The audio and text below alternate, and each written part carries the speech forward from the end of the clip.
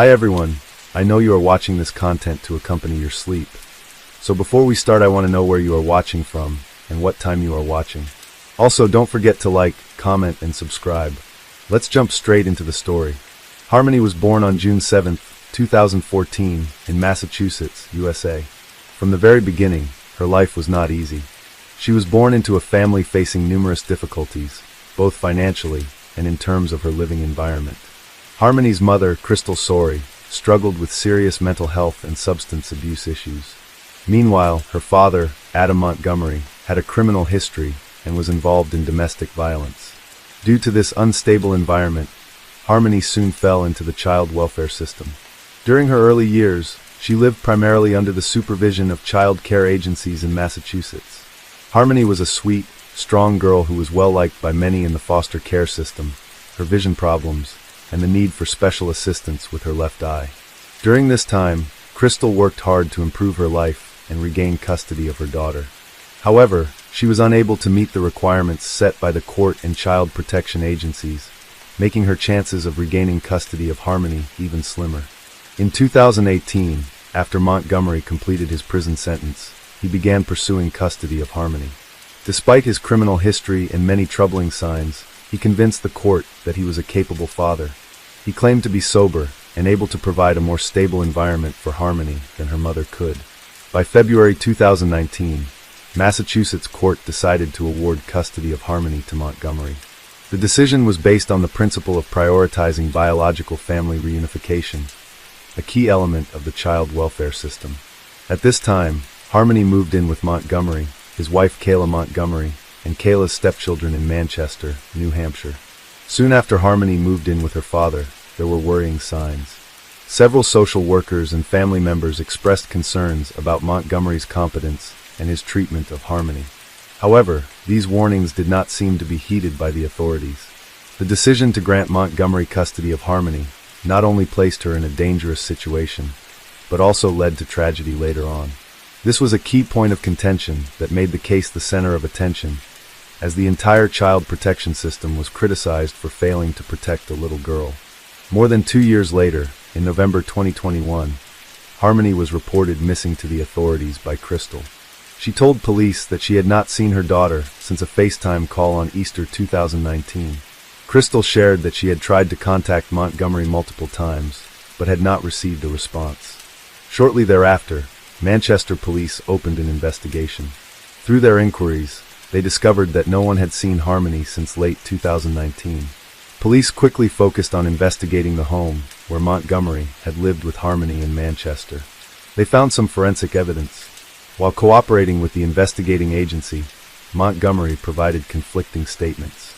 He claiming that Harmony had been picked up by her biological mother, a claim that Crystal completely denied. In December 2021, the Manchester Police Department held a press conference about the case. Police also interviewed Montgomery's brother, Michael Montgomery. Michael testified that he had witnessed Montgomery abusing and beating Harmony on multiple occasions. His second wife, Kayla, was also questioned. During the process, she provided crucial information to the authorities. She stated that Montgomery had admitted to her that Harmony was no longer alive, and that she had witnessed his violent actions toward Harmony, such as beating the girl until her eye was black. She said that she knew nothing about Harmony's disappearance and could not confirm what happened to her after her family was evicted by their landlord. During the February 2024 trial, Montgomery did not appear in court for the opening statements, and he admitted during a video call with the presiding judge that he was guilty of abuse of a corpse and tampering with evidence. However, he did not admit to killing Harmony, asserting that Kayla was the last person to see Harmony alive. Montgomery also faced charges of second-degree murder, second-degree assault, and witness tampering, but he pleaded not guilty to those charges. After the trial, Kayla decided to cooperate with the police and provided key details that she had previously withheld. She testified that after the family was evicted from their home the day before Thanksgiving that year, on December 7, 2019, her husband punched Harmony in the head multiple times because she had wet the bed in the Chrysler Sebring where her family lived. According to Kayla, he punched Harmony at several stoplights as they drove from a methadone clinic to a fast food restaurant. He brutally beat Harmony in the face and head on 3 separate occasions. After the attack, the family returned to the apartment complex parking lot where they found Harmony dead. Adam had placed her body in a red and black Under Armour duffel bag. Kayla also stated that after Harmony's death, Montgomery moved her body around for months, occasionally leaving it outside in the snow to slow decomposition. Placing her in a refrigerator and storing her on a vent in a shelter, he shared with his wife and 2 sons. After neighbors complained about the smell, he smuggled her body into a freezer at his workplace. Montgomery even used lime to try to dissolve some parts of Harmony's frozen body. Kayla also described how she helped cut Harmony's clothes to fit into a tote bag emblazoned with the logo of a Catholic hospital. Eventually, Montgomery dumped the body by a rented moving truck in March 2020. After this inconsistent testimony, Kayla was sentenced to 18 months in prison. During the formal trial on May 9, 2024, alongside Kayla's chilling testimony, other witnesses were present. Among them was Maines, Montgomery's best friend, who testified that Montgomery told that he hit Harmony after seeing the girl put her hands on her younger brother's lips and nose. Through additional evidence from the investigations, including forensic evidence and witness statements, the trial concluded with Adam Montgomery being convicted by a jury of second-degree murder and tampering with physical evidence. He was sentenced to 45 years in prison to run consecutively with the sentence he had already served for unrelated weapons charges. This ensures that he will be in prison for the rest of his life. Montgomery's case is one of the most heartbreaking and tragic of its kind, reflecting the brutality a father can inflict on his own daughter. The case has shocked the community and captured public attention. Although Harmony's body has yet to be found, evidence and witness testimony have bolstered the case against the perpetrator, leading to Montgomery having to be properly punished. The case serves not only as a wake-up call to the dangers that lurk within families, but also as a reminder of the importance of protecting and caring for children, helping them grow up in a safe and loving environment. Welcome back to our channel. Today we will explore a new case, the shocking case of Thomas Randolph, which is filled with unbelievable and thrilling details. Known by the nickname Black Widower, Randolph is the central figure in a mysterious and shocking story where the deaths of his wives leave many questions unanswered. Was he a victim of cruel fate or a cold-blooded villain? He attracted the attention of the public and law enforcement when 4 of his 6 wives died under suspicious circumstances. The story of Randolph's greed, betrayal, and intrigue provides a deep dive into human psychology and the quest for justice, making anyone who hears it shudder. So what is the truth? Let's follow the case together today. One evening in May 2008, gunshots shattered the silence of Randolph's home in Las Vegas, Nevada. His 6th wife, Sharon Cass, was found dead in her bedroom, and Michael Miller, a man believed to be an intruder, he was shot dead by Randolph shortly afterwards. However, Randolph's story began to unravel when police discovered a series of unusual details. He was the sole beneficiary of life insurance policies from the deaths of his previous wives. Police grew suspicious after learning that each of Randolph's previous wives had died under strange and suspicious circumstances. Randolph was born in 1955 in Fairfield, Illinois. He was part of a loving family with a father who served in the Air Force and a mother who worked as an accountant. Wanting to be a rock and roll star from an early age, he developed an outgoing and flirtatious personality. His first wife, Catherine Thomas, married Randolph when she was 18 and he was 20. She said that he was controlling, manipulative, and psychologically abusive. She recalled an incident where Randolph threw a bowl of oatmeal against the wall because it had no sugar. They divorced 8 years later. Randolph married his second wife, Becky Galt, shortly after his divorce from Thomas was finalized. Galt was found dead inside their home 3 years later in Utah. She had been shot in the head with a single bullet, and police discovered her lying on a waterbed. Galt's death was initially ruled take one's own life, and Randolph received a $500,000 life insurance policy. Gaina Allman was his third wife. She truly believed he had tried to kill her. Allman recounted an incident where Randolph was cleaning a gun and accidentally fired it at her, causing a bullet to blow a hole in their kitchen. Randolph claimed it was an accident, but after that incident, Allman felt her life was in danger. She decided to divorce. Randolph then married Frances Randolph, who died in April 2004 in the hospital after undergoing heart surgery. Allegedly, Randolph did not allow his daughter to visit Frances in the hospital. The daughter testified that Randolph cremated her mother within 24 hours of her death. His 5th wife was Leona Stapleton, about whom not much is publicly known. In court during his first trial, family and friends testified that she died of cancer. In 2005, Thomas met Sharon Koss and they fell in love, so he moved from Utah to Vegas. During a cruise, they convinced the captain of the ship to marry and declare themselves husband and wife. Despite being married, Thomas reportedly continued to have affairs with other women. She died 2 years later. Each time, Randolph was the only one to receive large insurance payouts from these deaths. These suspicions gradually turned into significant evidence in the investigation, making Randolph the prime suspect in a series of brutal crimes. The police began to re-examine Sharon's case. Further investigation revealed that Randolph not only received life insurance payouts, but also provided inconsistent statements and implausible details in his account of self-defense. Randolph claimed that he shot Michael while he and Sharon were being attacked. However, his testimony did not match the evidence at the scene. The police found no signs of forced entry, and Michael was discovered dead on the spot without a struggle, contradicting Randolph's account of self-defense. Investigators relied on Randolph's history of violence in previous relationships to identify him as the prime suspect, which led to his arrest and the imposition of murder charges. At his first trial, Randolph was charged with 2 counts of murder for the deaths of Sharon and Michael. It was not until 2017, 9 years after the murder, that the case against him went to trial. The prosecutor painted a full picture of the crime, blaming Randolph for the murders and claiming he acted for Sharon's life insurance money. The state also mentioned the previous murder case against Randolph, in which he was charged with the murder of his second wife in Utah. Randolph was eventually acquitted after being tried for murder in 1989. Furthermore, another witness told the jury that Randolph had approached him with an offer to pay for Frances' murder before she died during surgery. The informant also said that Randolph had suggested staging the death as a burglary. In addition, investigators and attorneys from that case testified in the Nevada case about Sharon's death. His surviving ex-wives, Catherine and Gaina, also testified at his murder trial, explaining the strange and violent behavior they had witnessed firsthand. At the end of the trial, Thomas Randolph was sentenced to death on 2 counts of murder. Randolph's defense immediately claimed that he was unfairly targeted due to his previous arrest in Utah, and that the crime scene had not been properly preserved. After the trial ended, Sharon's daughter, Bayer, cried and hugged her friends after the verdict was announced. For more than 9 years, she has waited for the man who killed her mother to be punished. However, Randolph appealed, arguing that prosecutors should not introduce evidence related to the death of his second wife because he believed it would prejudice the jury's verdict.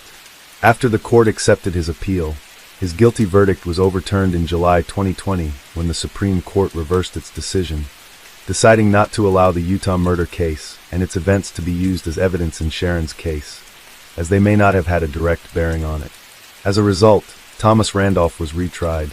During the trial in 2023, prosecutors used phone records to demonstrate Randolph's close relationship with Michael, highlighting the many phone calls exchanged between them. The prosecution argued that Randolph conspired with Michael to kill Sharon in order to collect insurance benefits exceeding $300,000. The trial shed light on the insurance policies Randolph had taken out on his wife in the 2 years before her death. The prosecution highlighted inconsistencies in Randolph's testimony to the police, pointing to a video of the home shared with the jury. They emphasized discrepancies in evidence found at the scene and the trajectory of the fatal bullets.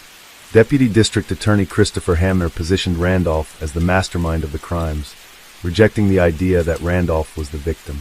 Christopher pointed out inconsistencies in Randolph's testimony, given the physical evidence, the insurance policy, and his relationship with Michael. Despite the defense's efforts, the evidence presented at trial appeared to contradict Randolph's version of events. After a 15-year legal process, a Nevada jury found Thomas Randolph guilty of masterminding the murder of his sixth wife, Sharon Koss, and of fatally shooting the hitman Michael Miller, whom he allegedly hired to commit the crime. The verdict came after 5 hours of deliberation and was accompanied by intense emotions in the courtroom. Randolph, 68, who uses headphones due to hearing loss and is in a wheelchair, remained calm as the verdict was read. Colleen Bayer, the daughter of Randolph's sixth wife, Sharon Koss, reacted with a mix of shock and relief when she heard the second guilty verdict. She said, at his sentencing hearing in April 2024, Randolph was sentenced to 60 years in prison. However, shortly after the sentencing, He and his defense attorneys filed an appeal to have the conviction overturned once again. The outcome of that appeal is currently pending.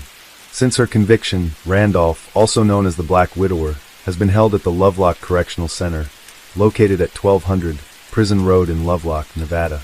The Thomas Randolph case serves as a classic example of a complex chain of events involving a series of suspicious deaths of wives and years of legal wrangling. It is not only a story of loss and crime, but also a journey marked by pain and delayed justice. The unresolved deaths have left deep wounds for both the families involved and the community at large. Despite being convicted and receiving a lengthy sentence, Randolph continues to appeal, preventing the case from being fully closed. What happens next will depend on the outcome of these appeals, and the pursuit of justice will continue. Hello everyone, today we will look at another case, the tragic case of Blue Avon Rowland, a lovely innocent boy who was only 5 years old. In a world where children should be loved and protected, the Blue case has become a heartbreaking testament to the failure to safeguard the most vulnerable. This case is not only a story about the loss of a 5-year-old child, but also a wake-up call regarding domestic violence and the terrible consequences it leaves behind. From the shocking crimes to the guilty silence of those closest to him, the case raises painful questions about society's responsibility to the children. On a day in mid-December 2022, Blue's grandmother, Karen Rowland, went to Blue's home in the 200 block of Front Street in Morrow, a small town in western Arkansas, to pick up her 2 grandchildren. It was Blue's 6th birthday. Rowland took her daughter outside, claiming that Blue was not home. The girl had severe scabs on the top of her head, which Rowland told her parents were the result of an allergic reaction. However, after she was taken to Forest City Hospital, doctors confirmed that the injuries were actually severe burns. In addition, not only was the girl's hair cut off, she was also malnourished. Karen said her ribs were cracked, and she had several burns on her body, only some of which were fresh. When Karen met the girl, she was unable to walk and her clothes were covered in urine. Her first requests were water and food, Karen recalled. I told her she was safe now, but just looking into her eyes, I could see the fear. A few days later, Rowland had told her father that Blue was dead and that his body was in the house. Karen immediately contacted the police. When officers inspected the house, they found newly installed floorboards with disturbed soil underneath. They removed the floorboards and dug down, discovering children's slippers and a blanket that gave off a strong stench. The Arkansas State Police were immediately called in to take over the investigation. A search warrant was executed at the house. The floorboards were torn away, and investigators found a small human body wrapped in several layers of plastic bags and blankets. The body was transferred to the Arkansas State Crime Laboratory and later confirmed to be Blue. A thorough investigation was conducted, leading to shocking findings about the circumstances of Blue's death. In an interview with investigators, Rowland claimed that Blue died on September 9, 2022, as a result of a brutal act of punishment from her boyfriend, Nathan Bridges. According to Rowland's testimony, Blue angered Bridges by biting his finger. When Bridges stuffed it in the boy's mouth, Bridges took Blue into the bathroom and, as punishment, repeatedly pushed the boy's head into a full toilet until he drowned. Bridges cut a hole in their wooden floor, dug a hole in the ground, and buried Blue under the house. Rowland claimed that she stayed in the living room while Blue was in the bathroom with Bridges. When he left the bathroom, her entered and found Blue struggling to breathe, his body limp. After Blue died, Bridges buried the boy's body under the floorboards to conceal the crime. Rowland told investigators that Bridges was not only responsible for her son's death, but also for causing serious injuries to her older daughter. Rowland said Bridges punished her daughter by dunking her head and upper body in steaming hot water in the bathtub, believing she had behavioral problems. The investigation later confirmed that the severe burns on her daughter's body were caused by Bridges' brutal actions. Both children lived in a violent home environment, lacking basic care and protection. The case highlighted the failure to protect children from the risk of abuse and violence in their own homes. Rowland admitted to knowing what happened to her children, but did not take any action to stop it. She also participated in the cover-up of Blue's death, which led to her facing serious charges. Both Rowland and Bridges were later arrested and charged in connection with Blue's death. Police reported that they arrested Bridges, 34, and Rowland, 30, and took the pair to the Lee County Detention Center. Rowland faces a variety of charges, including premeditated murder, permitting child abuse, abuse of a corpse, tampering with physical evidence, endangering the welfare of a minor, and torture. While Roland was in custody at the St. Francis County Jail, she suffered a black eye and other bruises on her face. On Monday, July 15, 2024, Roland's parents were present at her hearing, where prosecutors asked them to read victim impact statements on behalf of their late nephew. Bridges pleaded guilty to first-degree murder and first-degree assault in Blue's death. He also pleaded guilty to an additional charge of first-degree assault in an incident involving the victim's sister. After pleading guilty, he was sentenced to 60 years in the Arkansas Department of Corrections. As for Roland, Blue's mother, she also pleaded guilty on August 8 to 2 counts of permitting the abuse of a minor, according to a release from the Arkansas State Police. Although she did not directly participate in Blue's death, Roland was convicted of allowing Blue and his sister to suffer abuse without intervening. She failed to protect the children from Bridges, despite being aware of his brutality. After pleading guilty, Roland was sentenced to 40 years in the Arkansas Department of Corrections. A family friend, Anita Whidbey, set up a GoFundMe campaign to support the recovery and future of the surviving teenager. Karen stated that she would use some of the funds to pay for renovations to her home in Widener, about 35 miles northeast of Morrow, where the teen will live with her father. The money will also help cover Blue's sister's recovery costs. The case of Blue Avon Roland is a heartbreaking tragedy involving child abuse, domestic violence, and the failure to protect children from the dangers within their own homes. Blue, a 5-year-old boy, suffered brutal abuse at the hands of his mother's boyfriend. His death, which had been long concealed, only came to light when his grandmother discovered signs of abuse on his sister's body and decided to report it to the police. The investigation into the girl's severe injuries revealed a picture of a violent home environment and a lack of protection for both Blue and his sister. With Ashley Roland and Nathan Bridges in custody, Blue's sister is now safe and has the opportunity to start a new life. The case serves as a reminder of the importance of protecting children and detecting the signs of abuse early, so that no child has to endure the pain that Blue experienced. Hello again, true crime fans. We've got another mysterious case to explore. The case of Melania Ray. This is the story of Melania Ray, a striking woman who was a drill instructor in the Ken Regiment at the time of the incident. She was married to Salvatore Paralisai, and they had a 1-year-old daughter, Vittoria. The family lived in a small village called Oscolaquina, near the San Marco Plateau in Italy. At this time, tourists walking along the paths below the mountainside could not see the flowers that usually bloom on the plateau, because the snow had only recently melted. However, a bar and small shops were open, allowing visitors to stroll and enjoy the view. The tragedy occurred on Monday, April 18, 2011, around 3 p.m. On that day, Salvatore arrived in the area with his young daughter after parking his car nearby. He entered a small bar, used the restroom, and then asked the locals if they had seen his wife, Melania. She had recently given birth and had gone missing. At the time, she was 28 years old, athletic, and had long dark hair. When Salvatore learned that no one had seen Melania, he became more anxious, pacing back and forth. He eventually broke down in tears, expressing his fear that his wife had been kidnapped. The people there decided to support him and his daughter by helping to search for Melania.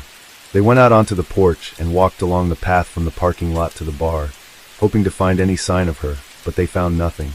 The Salvatore explained that earlier that morning, he had been with his wife. After lunch, they went to the plateau, where he played with his daughter near the swings in the playground. His wife had planned to step away briefly to buy coffee and use the restroom, but she did not return. Sensing that something was wrong, he began calling her numerous times over the past 15 minutes, but she didn't answer. He realized her phone was missing, and suspected that she might have been kidnapped by people in a passing car. The Salvatore remained at the bar and spoke with the owner, Giovanna, but the longer he stayed, the more unusual his behavior seemed. First, Salvatore was inadequately dressed for a cool spring day. Second, he seemed to neglect his 1-year-old daughter while he grieved for his missing wife. The little girl wandered through the bar, grew hungry, and felt cold, but her father paid no attention to her needs, continuing to cry and recount his story about his wife's disappearance. At 4:34 p.m., a call came into the local police station from Giovanna, the owner of a bar. She called the emergency services because Salvatore had just left, reporting that he had not been able to find his wife for over an hour and was concerned that she might have been kidnapped. He had his young daughter, just over a year old, with him, and the father was clearly upset. When he returned to the bar, Giovanna handed him the phone to speak to the police. The shaky man gave the dispatcher some details about himself and his missing wife, Melania. He mentioned that she had a hernia, which may have worsened as they were near the mountains. He repeated the story he had shared with others, emphasizing that Melania had disappeared after going to the bar. Throughout the call, he spoke very softly, often mumbling and stuttering, and there were long pauses. Police had to ask nearly every question multiple times to get him to respond. When the police arrived, he repeated his story, explaining that Melania had health problems, so they were forced to go to the nearest hospital. They then decided to stop for a walk and coffee. While she was out, Salvatore stayed at the playground with their daughter, who was playing on the swings. When Melania did not return, he became concerned and tried calling her, but she did not answer. This was unusual, as she usually answered her calls. Worried about her silence, Salvatore eventually went to the bar where she was supposed to be and began asking people there if they had seen her. As time passed without any news, Salvatore grew increasingly desperate. The police asked him detailed questions about Melania's appearance and the moments leading up to her departure. Salvatore insisted that she was fine. She had just needed to use the restroom, and there was no sign of abnormal. At the scene, the police verified Salvatore's identity and began their investigation. They first conducted a quick analysis of his phone data, looking into his recent interests and searches to evaluate his credibility. The police learned about Salvatore Paralisi, born on August 28, 1987, in the province of Naples, Italy. At the time Melania went missing, he was with their daughter in Felina. His wife, Melania Ray, was born on May 24, 1982, in another small town in the province of Naples. Since both were military personnel, the Carabinieri promptly contacted their military unit for further information. To assist Salvatore, a friend of his who was also a police officer arrived at the scene. He wanted to help Salvatore take care of Vittoria. Eventually, the police were able to gather all the necessary information and then released Salvatore and his daughter. Melania's relatives were notified of the situation shortly after. They rushed to the scene to learn more about what had happened and assist in the search for Melania. During discussions with police, Salvatore acted unusually. As a military man, he knew it was important to provide accurate information to the police to help find his wife quickly. Instead, he dodged questions and slowed down the investigation. Police had to ask him for Melania's cell phone number 3 or 4 times before he shared the information. The police wanted to track Melania's mobile phone to locate her and track her movements. There were only 3 busy walkways between the bar and the playground. One was more than 100 meters long and was mostly visible from the kiosk cameras. The second was much longer and led to the War Memorial, a destination that often has a lot of people passing by. The third walkway, 150 meters long, was also closely monitored by cameras. Surprisingly, however, nothing was seen. The cameras did not record any footage of Melania, raising doubts about whether she had been in the area that day. Data shows that Melania's cell phone was last active at 2:45 p.m., just before she went missing. The activity was near the location, where she had been staying with Salvatore and Vittoria. Unfortunately, this information did not lead to any further details. The only hope for the search lay with the National Mountain Rescue Service. Experts were called in to help, bringing equipment and sniffer dogs. Dogs' sense of smell is so acute that they can follow a scent for up to 20 days after being left behind. The dog quickly oriented itself and followed the asphalt road to the monument. At that point, the trail appeared to end, suggesting that Melania may have gotten into the car and driven away.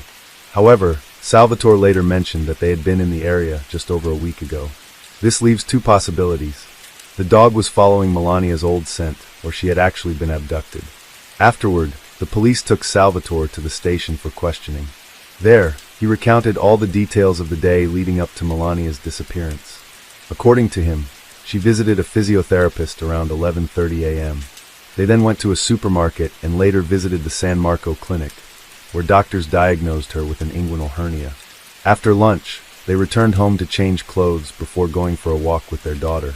Salvatore noted that they had been in the area for the past month, making Melania very familiar with the territory. Salvatore mentioned that he and Melania had gone to a bar together during their visit. After gathering all the necessary information, the police sent Salvatore home. The main theory of the police was kidnapping, based on information gathered with the help of sniffer dogs. They believed that Melania had approached the road, was abducted, and her trail suddenly ended. All the evidence suggested that she may have been forced into the car. In May, Salvatore appeared on television to share his story, revealing new details. He mentioned that he and his wife had a small picnic near the war memorial and were relaxing there on the day she disappeared. Salvatore also described the clothes and accessories Melania was wearing when she went missing. Interestingly, he noted that she did not have her handbag with her personal belongings at that time. She was wearing casual clothes and several gold ornaments. However, it was puzzling how a responsible woman could embark on a long trip with a child without any preparation or a handbag. She didn't even have money or cigarettes, which she usually smoked. Melania also forgot to bring a milk bottle and clothes for her daughter. Another point of confusion was how she could have gone to the bar to buy her husband coffee if she had no money. Salvatore's statements became increasingly contradictory, leading to suspicions that he might be lying. With these concerns in mind, the police decided to question Salvatore again to learn more. Salvatore claimed that they had a strong relationship and that they sometimes disagreed on various issues. But these disagreements never escalated into conflict. In general, they had a great, strong family, which was confirmed by relatives and friends. Therefore, the Salvatore was released. The next day, Melania's relatives arrived in town and stayed at a small apartment near the Salvatore home. Although exhausted from the trip, they made it a priority to visit the police station to ask about the investigation. They provided any information that could help locate Melania as quickly as possible. It was discovered that Melania had 2 phones that Salvatore did not mention. One phone was used to contact her husband and friends. The other phone was used to talk to her mother and close relatives. At 1:34 p.m. on the day Melania went missing, her mother-in-law called the second number. They had a conversation that lasted about 9 minutes, during which Melania shared details about the day. She mentioned that her family was going to San Marco to go for a walk and attend the christening of a friend's child at around 4 p.m. The call ended at 1:43 p.m., and there was no further communication. The police got no new information out of Salvatore. His testimony was largely a rehash of what they already knew. The police were puzzled by his decision to stay with the child. They questioned why Melania didn't bring Vittoria along when she went out for coffee. The trip from their house to the park took less than 20 minutes. Did Melania really need to go to the bathroom during that time? And most importantly, where did the girl go afterward? Melania's relatives moved into the Salvatore home and spoke to him regularly about the situation, but he remained quiet and sad, often avoiding their questions. Salvatore's relatives tried to support him as much as possible, helping him care for Vittoria. On April 19, 2011, the entire city learned of Melania's disappearance.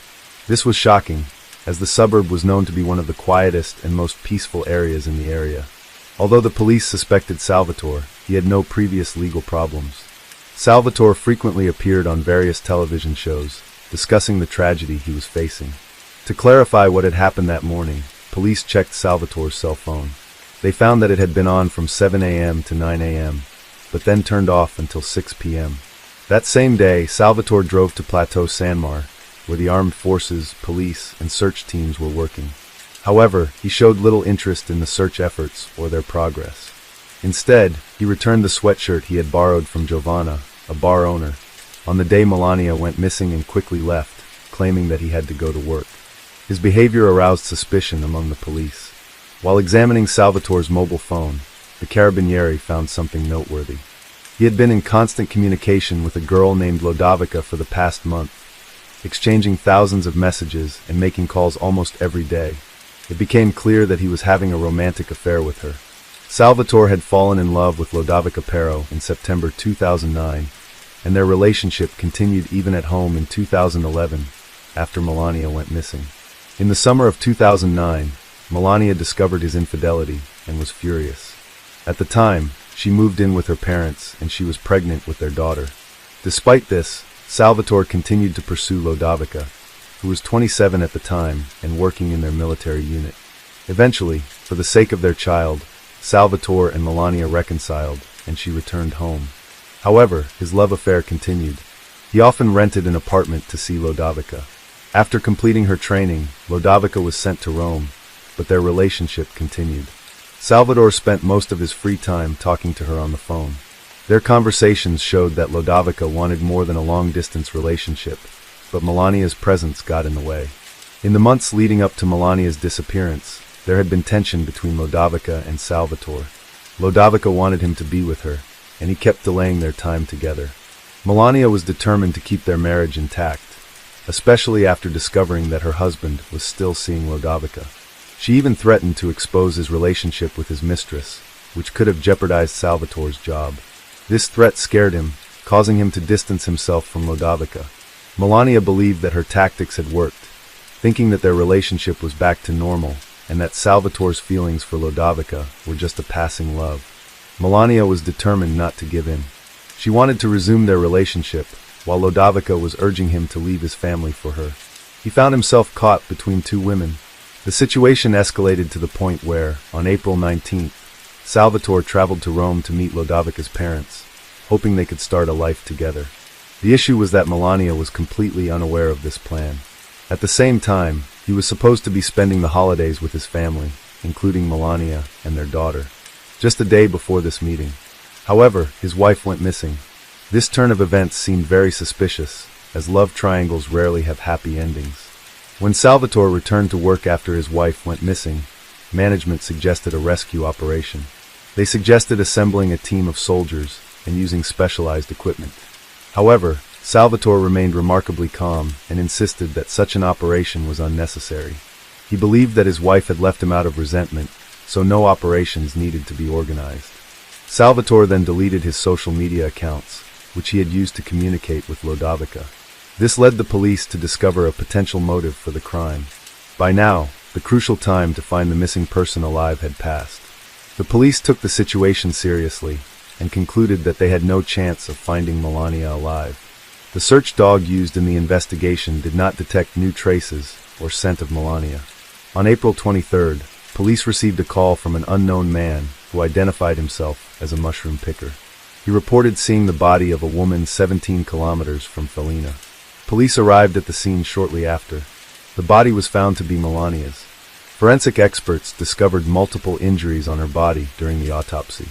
These injuries were consistent with stab wounds caused by small knives, mainly to the head and neck.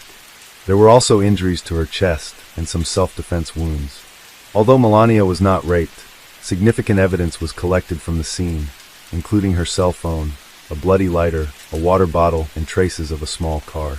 The most important piece of evidence was a grocery store receipt from the morning of April 18th. Additionally, insulin syringes were found nearby, suggesting that Melania may have been abusing drugs. However, a toxicology report confirmed that there were no traces of alcohol or illegal drugs in Melania's system. The police received information from Salvatore about an interesting coincidence. A few days before Melania went missing, she and her husband had an intimate encounter in the same area behind the kiosk where her body was later discovered. Somehow, this information reached Lodovica, who was furious, having been lied to.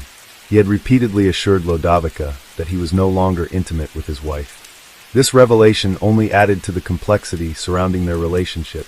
However, on the day of their encounter, it was snowing and very cold, making it unlikely that they would engage in intimate relations outdoors. Additionally, it was known that Melania was experiencing pain from an inguinal hernia at that time. Given these factors, the narrative of a passionate encounter at the kiosk doesn't seem reasonable. However, this is just an assumption that needs to be proven. The police conducted a thorough search of the surrounding area for any traces of blood. They discovered various pieces of evidence, including shoe prints. In order to gather more information about the suspect, it was important to determine who was in the area at the time of the victim's death. During that time, soldiers from Salvatore's and Melania's regiments were present. In fact, the soldiers accidentally left behind some evidence, such as a water bottle, a store receipt, and shoe prints. This complicating factor hindered the police investigation because much of this evidence was irrelevant to the case. Additionally, the soldiers reported that they did not see anyone suspicious that day and confirmed that no body was present. The police decided to examine Lodovica more closely. They discovered that she did not leave the barracks on April 18th to 19th, providing her with a solid alibi for the time of the crime. Lodovica also shared crucial information, stating that on April 17th, she had spoken with Salvatore about their relationship. During this conversation, Salvatore mentioned that his wife was cheating on him. It was revealed that Lodovica was not Salvatore's only affair, He had previous relationships with other soldiers and women.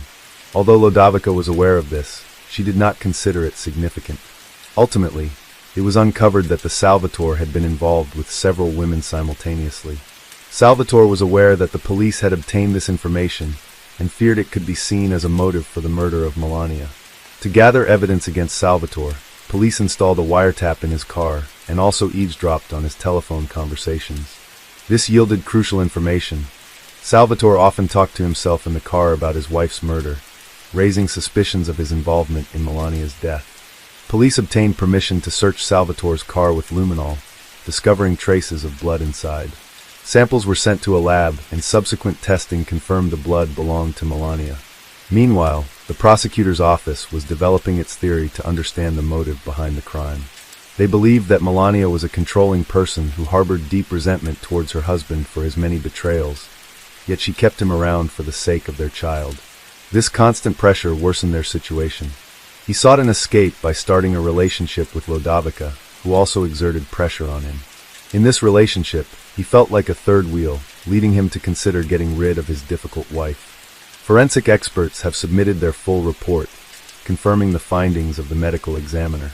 They determined that Melania died between 2 p.m. and 3 p.m. on April 18th from 35 stab wounds. It is likely that the attack occurred while she was urinating, as evidenced by her squatting position and an empty bladder. The attacker probably approached her from behind and struck when she least expected it, leaving little chance for her to defend herself. The nature of the wounds indicated that the assault was particularly brutal, stemming from personal animosity. It was confirmed that Melania never reached the plateau on the day she died, based on geolocation data from her mobile phone. The prosecutor's office believed they stopped near the kiosks in the pine forest, where they allegedly engaged in sexual intercourse. This occurred around 2:30 p.m., and it was at this point that Salvatore unexpectedly attacked and killed Melania. Afterwards, he returned home, changed his clothes, took their young daughter, and went straight to San Marco, where he entered a bar and pretended to be a heartbroken husband whose wife had left him. Despite his claims of innocence, the jury found the evidence against him compelling. As a result, Salvatore Paralisi was convicted and sentenced to 20 years in prison. He was also ordered to pay €2 million to Melania's family. Salvatore maintains his innocence and is currently serving his sentence in a reformatory in Milan. Custody of Melania's daughter was given to her family. Now 13, Vittoria has expressed her desire to change her last name to her mother's. She does not visit her father and would rather he not know about her choices. Welcome back, mystery lovers. Today's case is going to keep you on the edge of your seat. The case of Aisling Murphy. Aisling Murphy, born in 1998, was the youngest of 3 siblings. Her family lived in Blue Ball, Ireland, a peaceful town about an hour's drive from Dublin. Aisling grew up in a loving environment, influenced by her father's passion for music, particularly the bagpipes and violin. Inspired by him, she began studying traditional Irish music. She joined a youth choir in school and later became part of an orchestra, performing folk music at various events across Ireland and Great Britain. She was talented, independent, and sociable, which allowed her to integrate well with her team and feel comfortable on stage. After graduating from school, Aisling quickly sought employment. She was determined to achieve complete independence from her parents, so she began searching for full-time job opportunities right after receiving her diploma. Despite her career ambitions, she continued to nurture her love for music. She often performed for her relatives during special family gatherings on weekends, which further strengthened their connections. Aisling wanted to create her own family someday, but first, she focused on establishing herself. She went to college and became a first-grade teacher at a school where she had previously studied. This moment in her life was very meaningful. The teachers and students appreciated Aisling for her energy, kindness, and creativity. Aisling was truly suited for this role due to her strong moral character. She made a smooth transition from being an excellent student to becoming a wonderful teacher. Aisling was friendly, well-mannered, sweet, and self-assured. During her first week of work, she taught music on weekends, showing her passion for her job and her enjoyment of working with children. At 28, she had been in a relationship with her boyfriend, Ryan, for over 6 years. They met when Aisling was just 15. Initially, their romance didn't last, and they broke up after a few months. However, they eventually reunited, realizing that they were too young when they first started dating as teenagers. Their feelings for each other reignited, and they fell deeply in love, often talking about their future, including marriage and children. They had planned a trip in 2 days, but unfortunately, it seemed their dreams would not come to fruition. Aisling finished her workday and planned to go for a run along the Grand Canal in Tullamore. This was a routine activity for her, as she enjoyed fitness and outdoor recreation. She loved walking or running in beautiful locations, so she often visited the canal when she could. The Grand Canal was a popular spot for runners, featuring a designated path for walking. It was usually busy, which made Aisling comfortable going there alone. After work, Aisling got ready for her run. She first went home to change her clothes and tell her mother about her schedule. Her mother reassured her daughter that she was old enough to take care of herself and that there was no danger in this. Aisling left, and that was the last time her mother saw her alive. About an hour after Aisling left home, 2 runners warming up along the Grand Canal called for help. They were running on one side of the canal and saw a man attacking a girl on the opposite bank. Since they didn't have mobile phones, they ran to the nearest payphone to report the incident. They informed the emergency dispatcher that they had witnessed a threatening man assaulting one of the female runners. The witnesses confirmed that the victim was still alive when the attacker dragged her into the bushes. She screamed and fought back, desperately trying to push him away, but she was clearly outmatched. The dispatchers sent police officers to the specified location. Upon arrival, the police and a witness found the body of a young woman at the canal. The young girl, who showed no signs of life, was found to have been severely beaten, as the caller had reported. She had been pulled off the paved road and into the bushes, where she suffered physical abuse. Her face and neck were covered in cuts, and her hair was matted with dried blood. Paramedics arrived and attempted to resuscitate her for 10 minutes, but they were unable to save her and confirmed her death. While the exact cause of death remained unclear, it was evident she had been beaten badly. The body of the murdered girl was sent for an autopsy, which revealed stab and cut wounds on her neck. A forensic expert identified 11 injuries, primarily on the right side of her neck, including a cut throat that rendered her unable to call for help. Signs of possible strangulation were also found. The victim was identified as Aisling Murphy. On her hands, there were deep cuts, likely sustained during a struggle. Keys were discovered near her body, and it was determined she had used them defensively, gripping them tightly in an effort to fight off her attacker.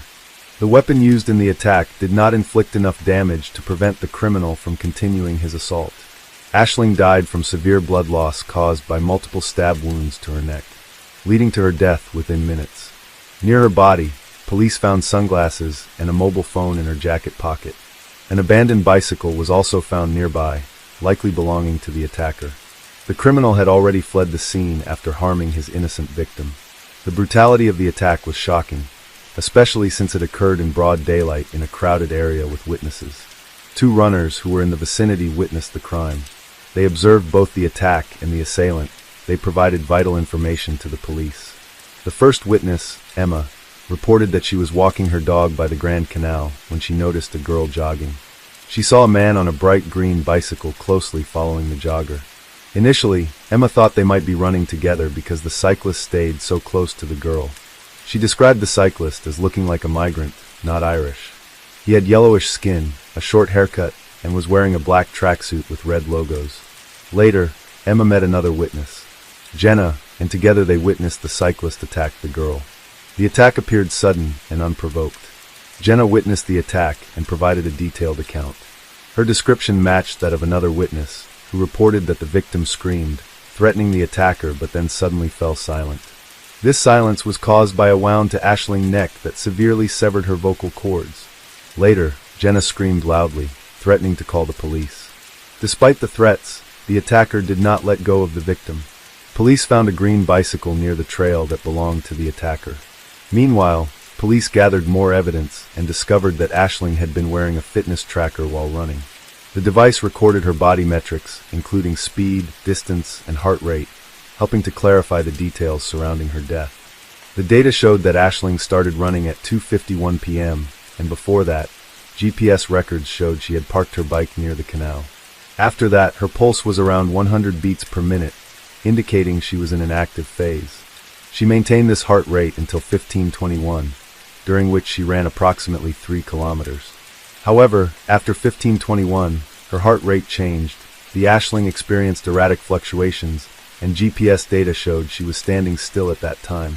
This was clearly when she was attacked, and by 15:31, her heart had stopped beating. The next step for the police was to review footage from surveillance cameras in the area. Police identified the locations of all recording devices, hoping to find video that would show the suspect, the victim, and the attack itself. Police checked surveillance cameras, focusing on the time frame between 12:25 and 16:05, and were able to identify a man who matched the witness description exactly. It appeared that he was moving randomly along the roads. They determined that this man had appeared long before Aisling's arrived, and was using a bicycle identical to the one found at the crime scene. The prime suspect was wearing a black hoodless jacket and sweatpants with stripes down the side, and also had a red logo on his clothes, as Emma described. He had been following a woman in a dark burgundy jacket, but was later spotted by her. He had been looking at the victim with interest, but for some unknown reason, he quickly fell behind. In footage from another camera, the suspect stops at 1:53 p.m. He reaches into his pocket and pulls out an object. He is seen holding and twisting something in his hand, but the poor quality of the footage makes it difficult to determine what it is. Police suspect he pulled out a knife, which he then used to kill Aisling. A forensic expert concluded that Aisling was killed with a small serrated knife, as the wounds had jagged edges. The man was seen again on surveillance footage at around 2:55 p.m., just as Aisling began training on the trail. Police discovered that the suspect had been wandering around the area, apparently looking for victims, as he occasionally focused on different women. He followed these women at a distance but lost interest until he came across Aisling, whom he decided to attack. Unfortunately, the surveillance cameras did not capture high-quality images that could help identify the criminal. Hours after the attack, a suspect was arrested based on information from witnesses. The suspect, Griot Keegan, is a 39-year-old Romanian immigrant who has lived in Ireland for 23 years and has no criminal record. He matched the person seen on surveillance cameras and found near the scene of the attack. At the police station, he vehemently denied any involvement in the incident. While police were questioning him, police obtained a search warrant and thoroughly searched his house, but found no evidence of his guilt. Griot maintained that there had been a mistake. He provided an alibi that was verified. He had been in a store making a purchase, which was confirmed by his receipt and surveillance footage. After that, he was seen walking along the south bank of the canal while the murder occurred on the north bank. The suspect's fingerprints and DNA samples were collected to compare with skin particles found under the Aisling's nails and on the bicycle, but there was no match. This confirmed that he was not involved in the crime. He was cleared of all suspicions and released. However, for some time, he and his family received threats as local residents still viewed him as a murderer. He was temporarily provided with alternative housing, and the police issued a public statement clarifying that Griot was not connected to the crime. Only after this did the public stop harassing him. This case received wide publicity across the country. The local community was outraged by the attack on Aisling and called on the police to quickly identify and arrest the perpetrators responsible for the tragic death of a talented young woman in broad daylight. For days, police have been trying to piece together clues, and the situation has taken a surprising turn. On the evening following the attack, a 30-year-old man named Joseph Puska was admitted to a hospital in Dublin with abdominal injuries. Joseph was originally from a small village in Slovakia. He left school at 16 without finishing his education and spent most of his life working as a laborer in the Czech Republic. Although he faced challenges in his lifestyle and at school, Joseph was not involved with bad influences, had no criminal record, and was generally seen as a positive individual. In 2015, he moved to Dublin, Ireland, where he and his wife planned to settle permanently. He continued his work as a builder, and during their time there, they welcomed 5 children.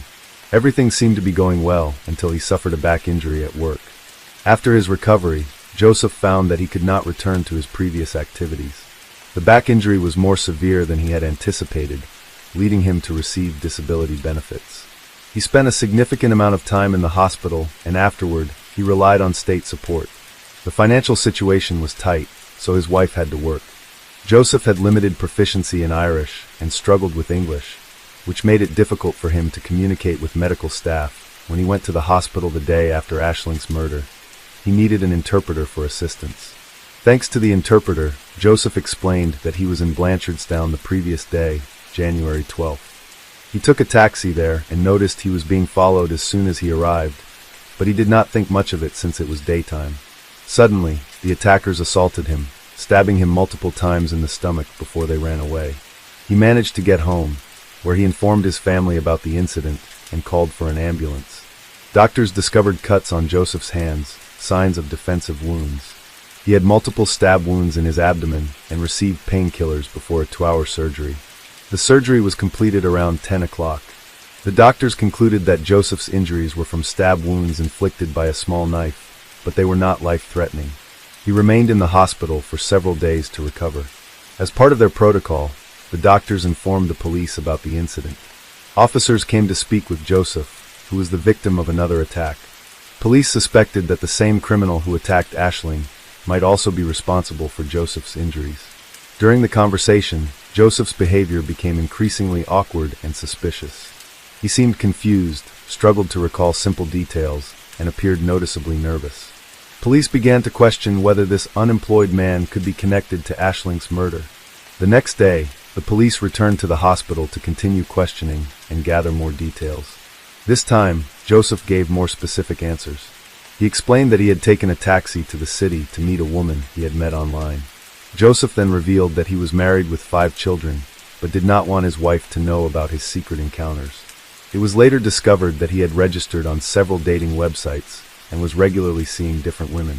His wife remained unaware of his affair, as Joseph was very careful to keep it a secret. The police asked Joseph if he owned a bicycle. He replied that he had a green bicycle that he had used for a long time. However, when they inquired whether he had been riding it on the day of the murder, Joseph started to stutter and claimed that his bicycle had been stolen over 2 weeks ago. He had not reported the theft to the police, which raised suspicions. Joseph then appeared increasingly anxious, prompting police to leave his hospital room. The police also discovered that he had been near the canal around 6 p.m. that same day. They obtained a warrant to search his apartment, allowing them to collect his clothing and mobile phone for forensic analysis. They called Joseph to inform him of this. Sensing something was amiss, he directly asked the police, through an interpreter, if he was a suspect. The officers reassured him that they were merely trying to clarify the situation and needed to conduct an examination. This conversation occurred over the phone. After the police answered, Joseph paused for a long moment. Then he turned to the translator and asked him to accurately relay his words to the police officer. Joseph admitted that he had killed the girl by the canal, but he insisted that it was unintentional and an accident. Later, Joseph addressed the police directly.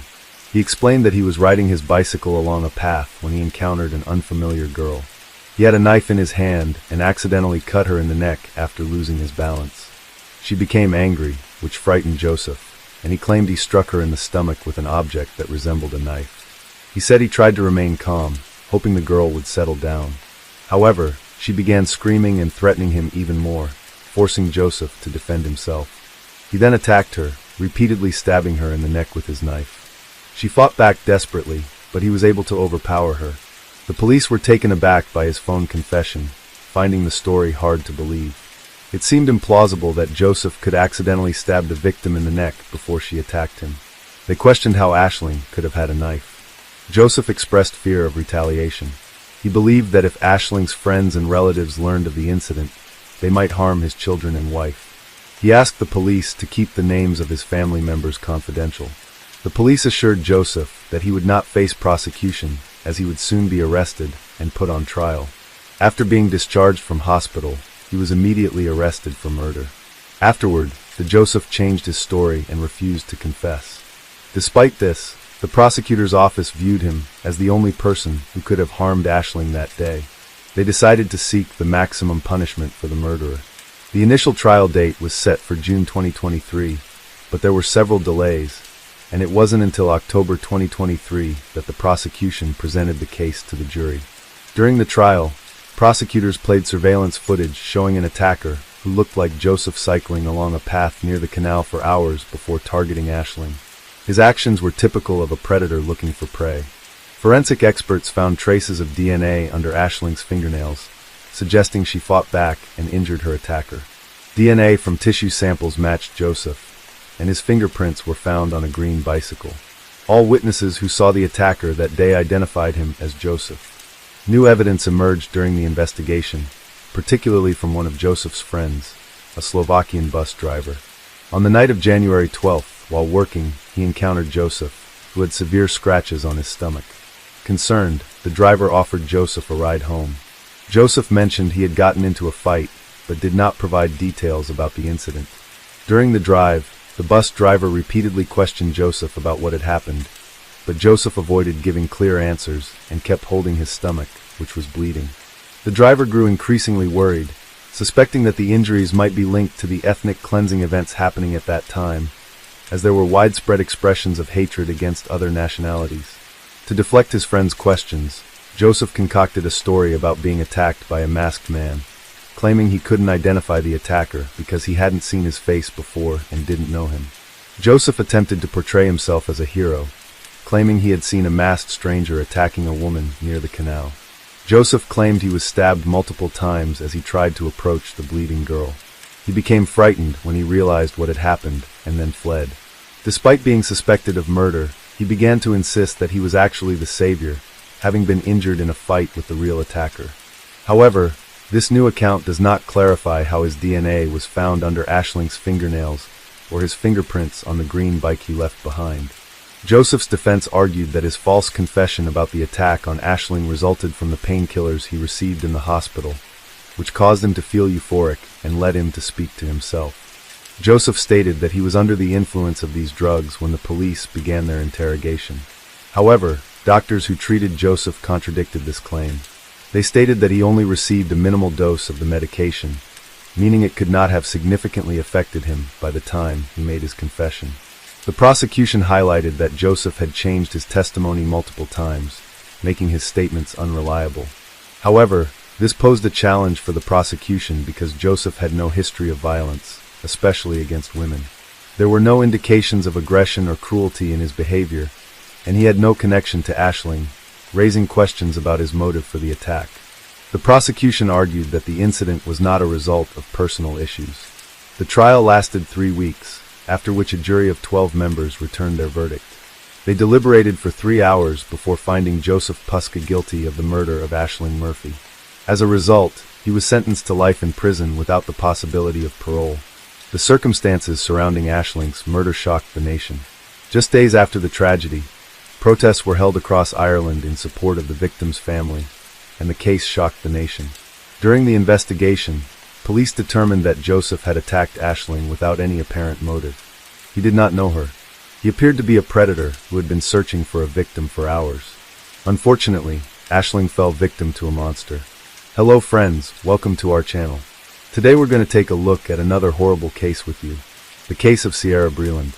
The disappearance of 31-year-old Sierra Breland, an Indiana lawyer from Cleveland, Georgia. The last time she was seen was on February 24th, 2022 at 7:17 p.m., when a surveillance camera captured her outside her mother-in-law's home in Johns Creek. Despite extensive efforts by the police and her family, Sierra's whereabouts and what happened to her remain unknown. Sierra was a cheerful and ambitious woman, according to her mother, Kelly. She was determined to be taken seriously, so she worked hard to become a lawyer, following in her mother's footsteps as a paralegal. Growing up in Georgia, Sierra dreamed of living in Atlanta one day. To achieve this goal, she attended the University of Tennessee for college, and then Florida State University for law school. Kelly said Sierra was happy, energetic, loving, and extremely driven in her career. In October 2020, Sierra met Xavier Breland on Tinder, and their relationship quickly developed. 6 months later, the couple got married and Sierra became pregnant. According to court records, Sierra provided legal assistance to Xavier in his dispute with his ex-wife. The newlyweds decided to start a new life in Carmel, Indiana, where Sierra got a job at a law firm. In 2021, she gave birth to a son named Jackson. Xavier and Sierra appeared to be a perfect couple from the outside, but their relationship was plagued by issues from the early stages. According to Shelby Campbell, Sierra's cousin, the problems between them surfaced shortly after their initial dates. Sierra had told Xavier she wanted no further contact, but he refused to accept rejection.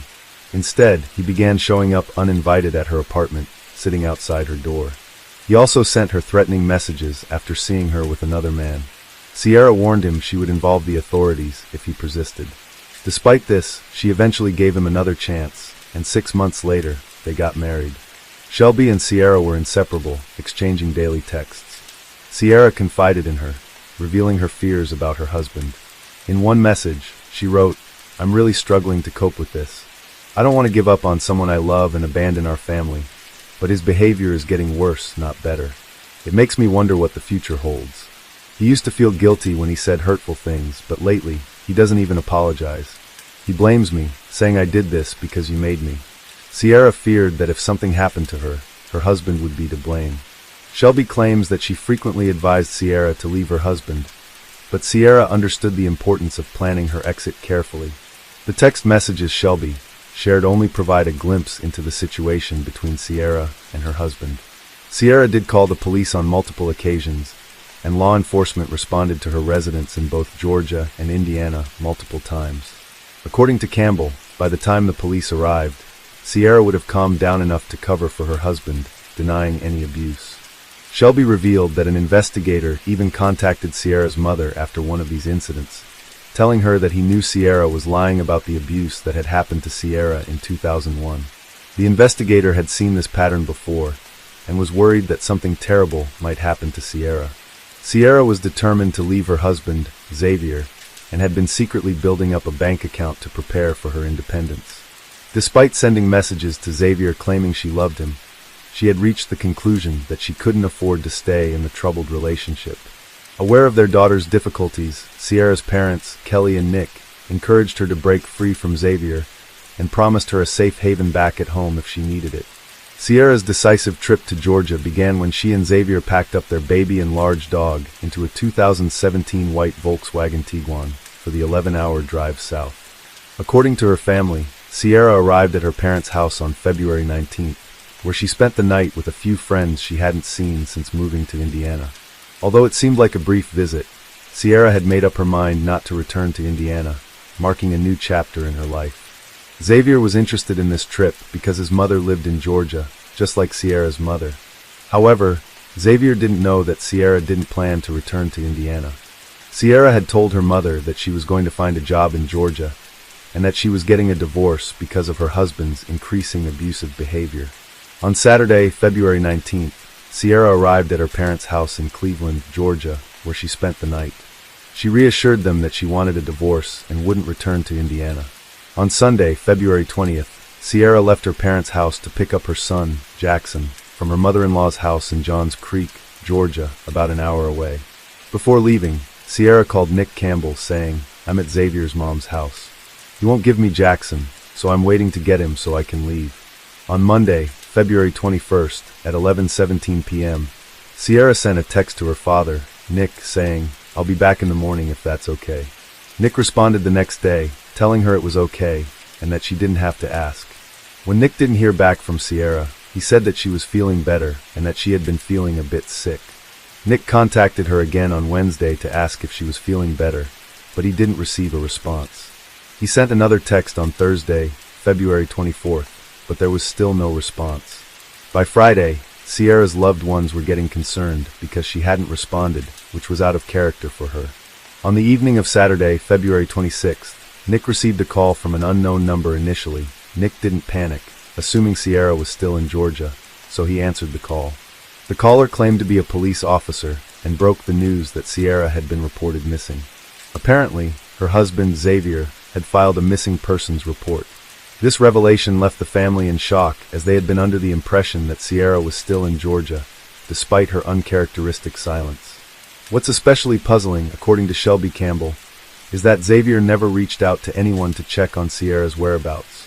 He didn't call or notify anyone, which made the situation even more baffling. After speaking with the Carmel police, Sierra's father decided to call Xavier. In their conversation, Sierra's father pressured Xavier to tell the truth, reminding him that Sierra had warned her family that Xavier would be responsible if anything happened to her. Xavier responded by telling him to go to hell, and then hung up the phone. After Nick called Xavier's father, who lived next to Sierra and Xavier in Carmel, the father claimed he never saw her. This was confirmed by a press release from the Carmel Police Department in Indiana on March 2nd. Xavier Breland had earlier reported Sierra missing to the police department on Saturday, February 26th, 2022. During their investigation, detectives discovered a video recording that showed Sierra's last known location, her mother-in-law's house in Georgia, on February 24th at 7:07 p.m. According to the Carmel Police Department's official report, nothing unusual happened in the video. On February 25th, Sierra left her home in the Brookstone Park subdivision in Carmel, Indiana around 1 p.m. to walk to a nearby store. At the time, she was wearing a black top and purple shorts, and the temperature was around 20 degrees Celsius. However, police reported that she never arrived at the store, and there was no surveillance video of her entering the store. Sierra's family was concerned when she vanished, leaving behind 3 phones, ID, and credit cards. They knew she'd never leave without telling them, especially not her 5-month-old son. Her mom, Kelly, revealed Sierra had confided in her about financial struggles and alleged abuse from her husband, who used their child to control her. Kelly was adamant Sierra wouldn't abandon her son, believing she'd be dead before doing so. On February 28, 2022, 2 days after reporting his wife, Sierra, missing, Xavier had an unexpected visit from the police at his doorstep. According to court documents, there was an accidental discharge of a firearm at a residence on Baldwin Lane.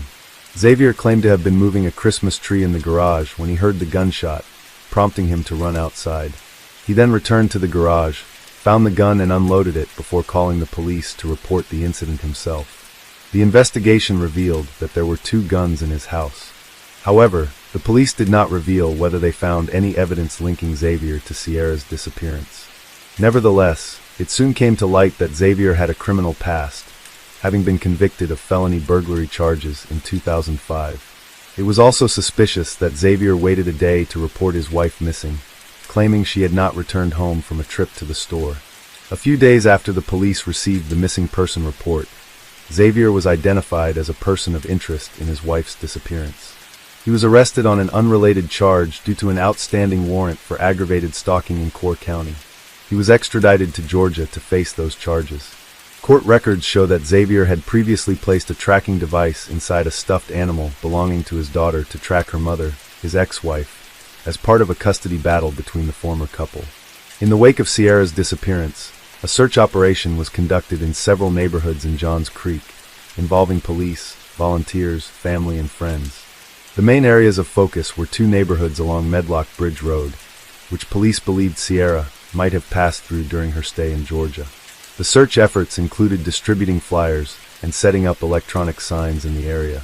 The Johns Creek Police Department also contacted several commercial electronic sign companies to display Sierra's photo and information across metro Atlanta. The family requested anyone who saw a white 2017 Volkswagen Tiguan with Georgia license plate 51,869 renminbi, which had a university law school frame around the plate, to contact the police. The vehicle was searched for more than a month. As Sierra was last seen at her mother-in-law's house in Georgia, police suspected that her disappearance might be linked to something that occurred at this location. Police traced the route Xavier took back to Indiana, but were unable to confirm whether Sierra was in the car. Notably, Xavier was the only person who got out of the white Volkswagen at gas stations and shops. The level of cooperation remains unclear, but law enforcement officials confirmed that evidence was collected from the residence through a search warrant as part of their investigation. Johns Creek investigators, including forensic experts and cadaver dogs, searched the area for signs of a struggle or clues to the couple's disappearance. Despite a canine unit's involvement, no scent trail was found, and gathered evidence Xavier Breland was arrested in Georgia on March 16, 2022 for aggravated stalking. This stemmed from a 2021 incident where he hid a tracking device to stalk the mother of his child, who had a restraining order against him. He was later found not guilty, but arrested again and extradited to Indiana for unlawful possession of a firearm. Xavier Breland asked a judge to lower his bond to an affordable amount for his mother. The court initially set it at $35,000, but prosecutors requested $50,000. After Breland appealed, the judge set it at $100,000. He was released in February 2023 after posting bail. Sierra's disappearance remains a mystery despite extensive searches. She was last seen at a store, and investigations have pinpointed several potential locations. The vast search area spans millions of acres of state and federal land, parks, and undeveloped areas in Georgia, plus thousands of acres of railroad and utility easements. According to Kelly Breland, law enforcement has gathered evidence and statements from multiple states, but these are like puzzle pieces without a complete picture. Some items were removed from Xavier's mother's home, as revealed in court documents related to a civil case filed by Xavier's mother as part of their search. Crime scene investigators cut and removed the carpet and mattress from Xavier's mother's home on April 21, 2022, according to documents from the familial civil dispute. After Xavier Breland's arrest on March 1st, 5-month-old Jackson was placed into state care. Since then, Jackson's grandparents, Nick and Kelly Miller, have been able to be with the infant while the search is focused on specific areas, but no leads on the new mom's disappearance. Police reconstruct events, distribute flyers, and use electronic signs to raise awareness. Sierra, 5 feet 7 inches, 120 pounds, blonde hair with distinct tattoos. She was last seen in a white 2017 VW Tiguan with GA plate 5,869 renminbi. If seen in February, contact authorities. Xavier is the only person of interest named in connection with Sierra's disappearance, but so far, no charges have been filed against him. Despite this, Sierra's family remains convinced that Xavier knows what happened to her and is the only one who can provide the answers they need to bring closure and allow Sierra to rest in peace. Kelly Breland, a family member, believes that Sierra's body might be located in one of 4 states, Georgia, Tennessee, Kentucky, so she asks law enforcement and fishermen in these states to be vigilant and report any information they might have to the authorities. In a separate development, Sierra's parents have been granted custody of the couple's child. It's worth noting that Xavier Breland was previously arrested and released on bail for illegal possession of firearms. His trial was set to take place on December 28, 2023, but his whereabouts are unknown. As a result, a rearrest warrant has been issued and law enforcement is working to track him down. This recent development adds another layer of complexity to the already puzzling case of Sierra's disappearance. Xavier Breland, a 6'1" tall, 160-pound black man with brown hair and green eyes, has gone missing.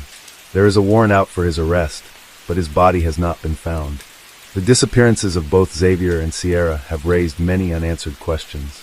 Sierra's mother, Kelly Breland, believes her daughter was afraid of Xavier and did not plan to return to Indiana with him. With both individuals now missing, the case has become even more urgent.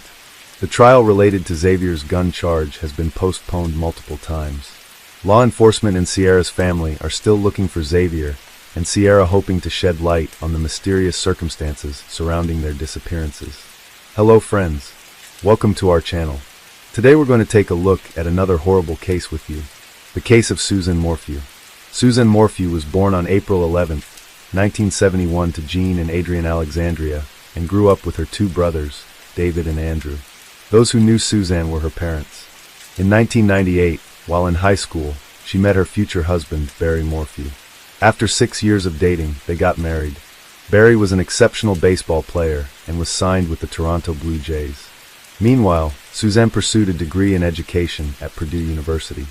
However, Barry's sports career was cut short due to a serious injury, and he switched to a career in horticulture. He was hired by a state company, which gradually gained momentum. The couple had 2 children, Mallory and Macy. They lived a picture-perfect life in Indiana until Suzanne was diagnosed with Hodgkin's lymphoma. Despite beating cancer twice, in 2018, the Morphew family decided to move to Mayville, Colorado for a fresh start and to be closer to their daughter Mallory, who attended Western State University. They settled into a stunning community where Barry could hunt and continue his work as a contractor. He also became a volunteer firefighter. Suzanne retired from teaching and dedicated more time to her church and her new hobby, sports mountain biking. The Morphew family seemed perfect from the outside, but they had their secrets. It wasn't until May 10, 2020 that their problems came to light. That Mother's Day started off like any other at the Morphew residence. Barry and their daughters left the house, leaving Suzanne alone. Barry claimed he had a landscaping appointment in Broomfield, 3 hours away from Mayville by car. Meanwhile, the girls went on a camping trip. Barry and the girls planned to return home that evening to celebrate Mother's Day with Suzanne. However, when they didn't hear back from her, they started to worry. The girls sent her a message to wish her a happy Mother's Day, but got no response. This was unusual since Suzanne was very active on social media. They expected her to be on her phone, especially since she was supposed to attend her best friend's daughter's wedding and share some photos. After several hours of no response, Mallory and Macy grew concerned and asked their neighbor, Martin Ritter, and his wife to check on Suzanne. Mrs. Ritter went to the Morphew house between 4 and 4:30 p.m. and found it empty. Barry's wife called him to explain the situation, and he advised her to check if Suzanne's mountain bike was still at the Morphew residence. If it wasn't there, he told her to contact the police, which is exactly what she did. The police arrived at the Morphew residence and Barry, along with his 2 daughters, returned home, eager to learn about Suzanne's whereabouts and condition. The police discovered their first significant lead. 2 deputies found Suzanne's mountain bike near a steep ravine, not far from the Murphys' home.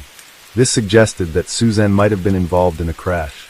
However, there were no signs of a struggle on the bike or in the surrounding vegetation, and no skid marks indicating that she had used her brakes.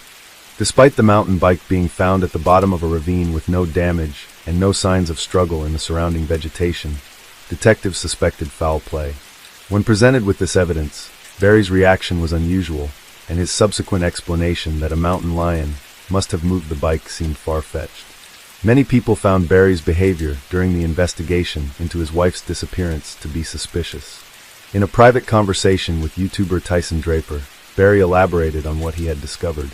Notably, he was absent from the search parties organized by Suzanne's brother, Andrew, who was skeptical of Barry's account of the bike ride and suggested that Susan might have gone missing on May 9th instead of Mother's Day. As the investigation continued, suspicion shifted to Barry when Suzanne's helmet was discovered 1 mile from their home, precisely in the direction his truck's telemetry showed to be incriminating, because it was in the opposite direction of the Broomfield construction site, which was his alleged destination that day.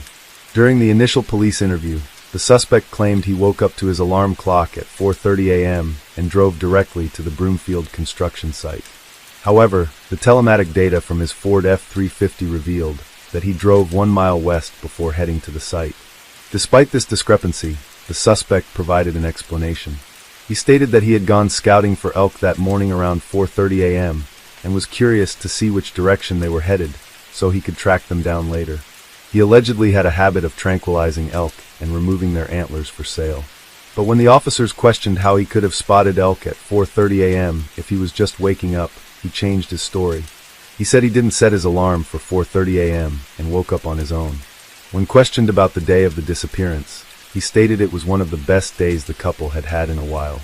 He said he worked with a coworker in Salida that morning, returned early, went for a hike with Susan, and then they grilled steak and were intimate together.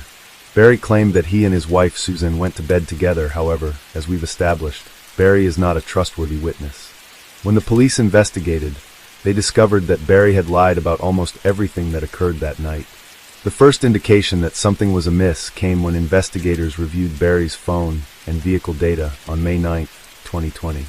Although Barry and Suzanne did spend the afternoon and evening together, the events didn't match Barry's story.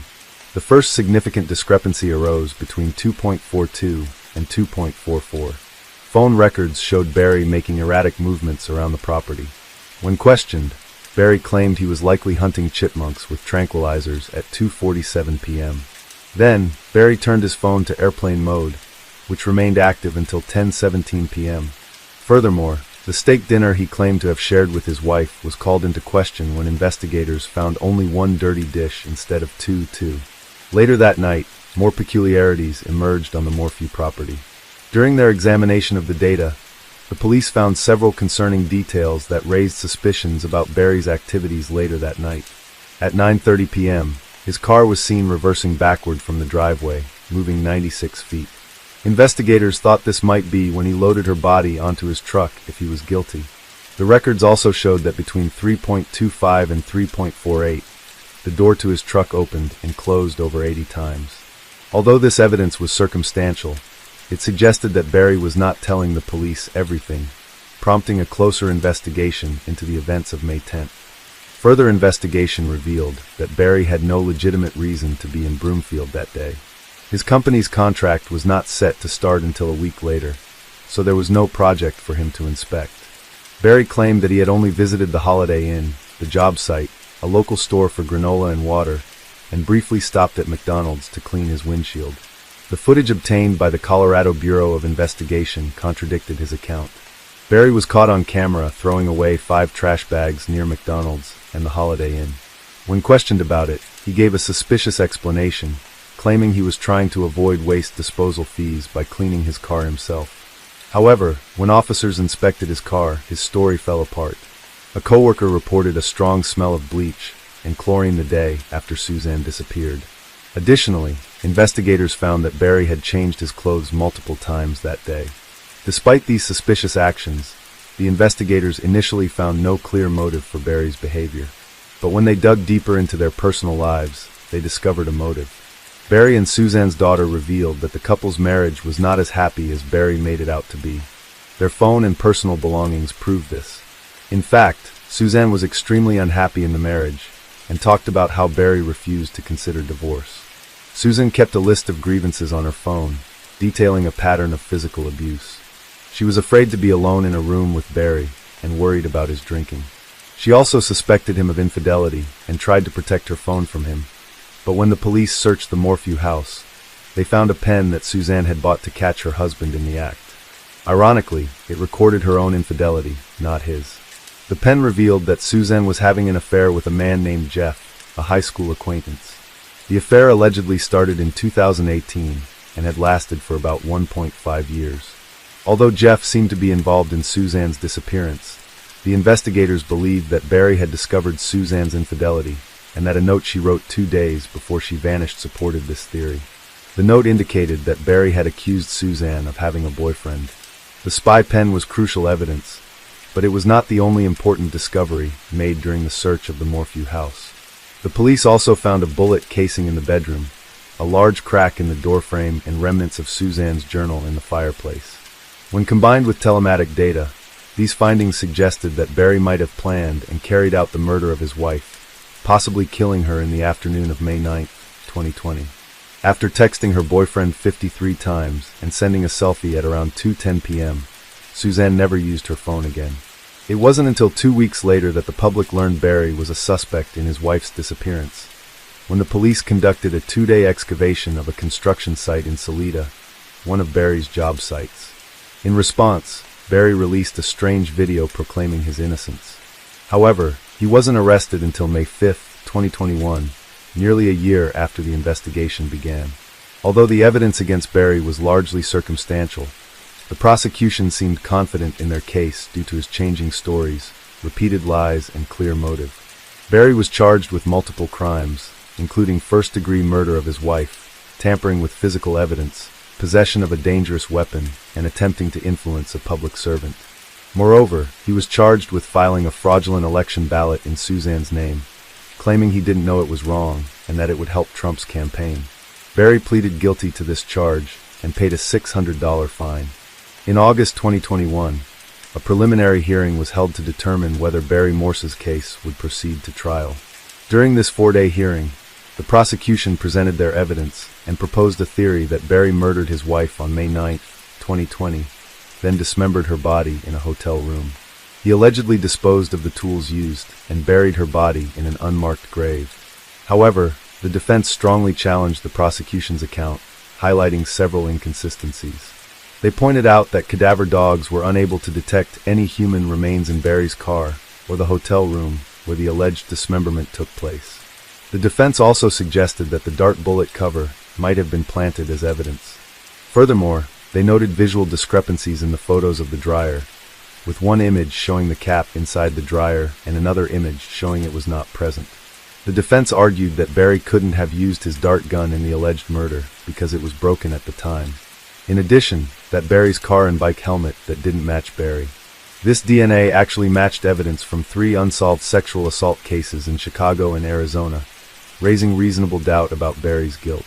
The discovery was significant, but it was only brought up during the hearing because the CBI investigator who collected the evidence went on military leave for several duties and only learned about them during the hearing.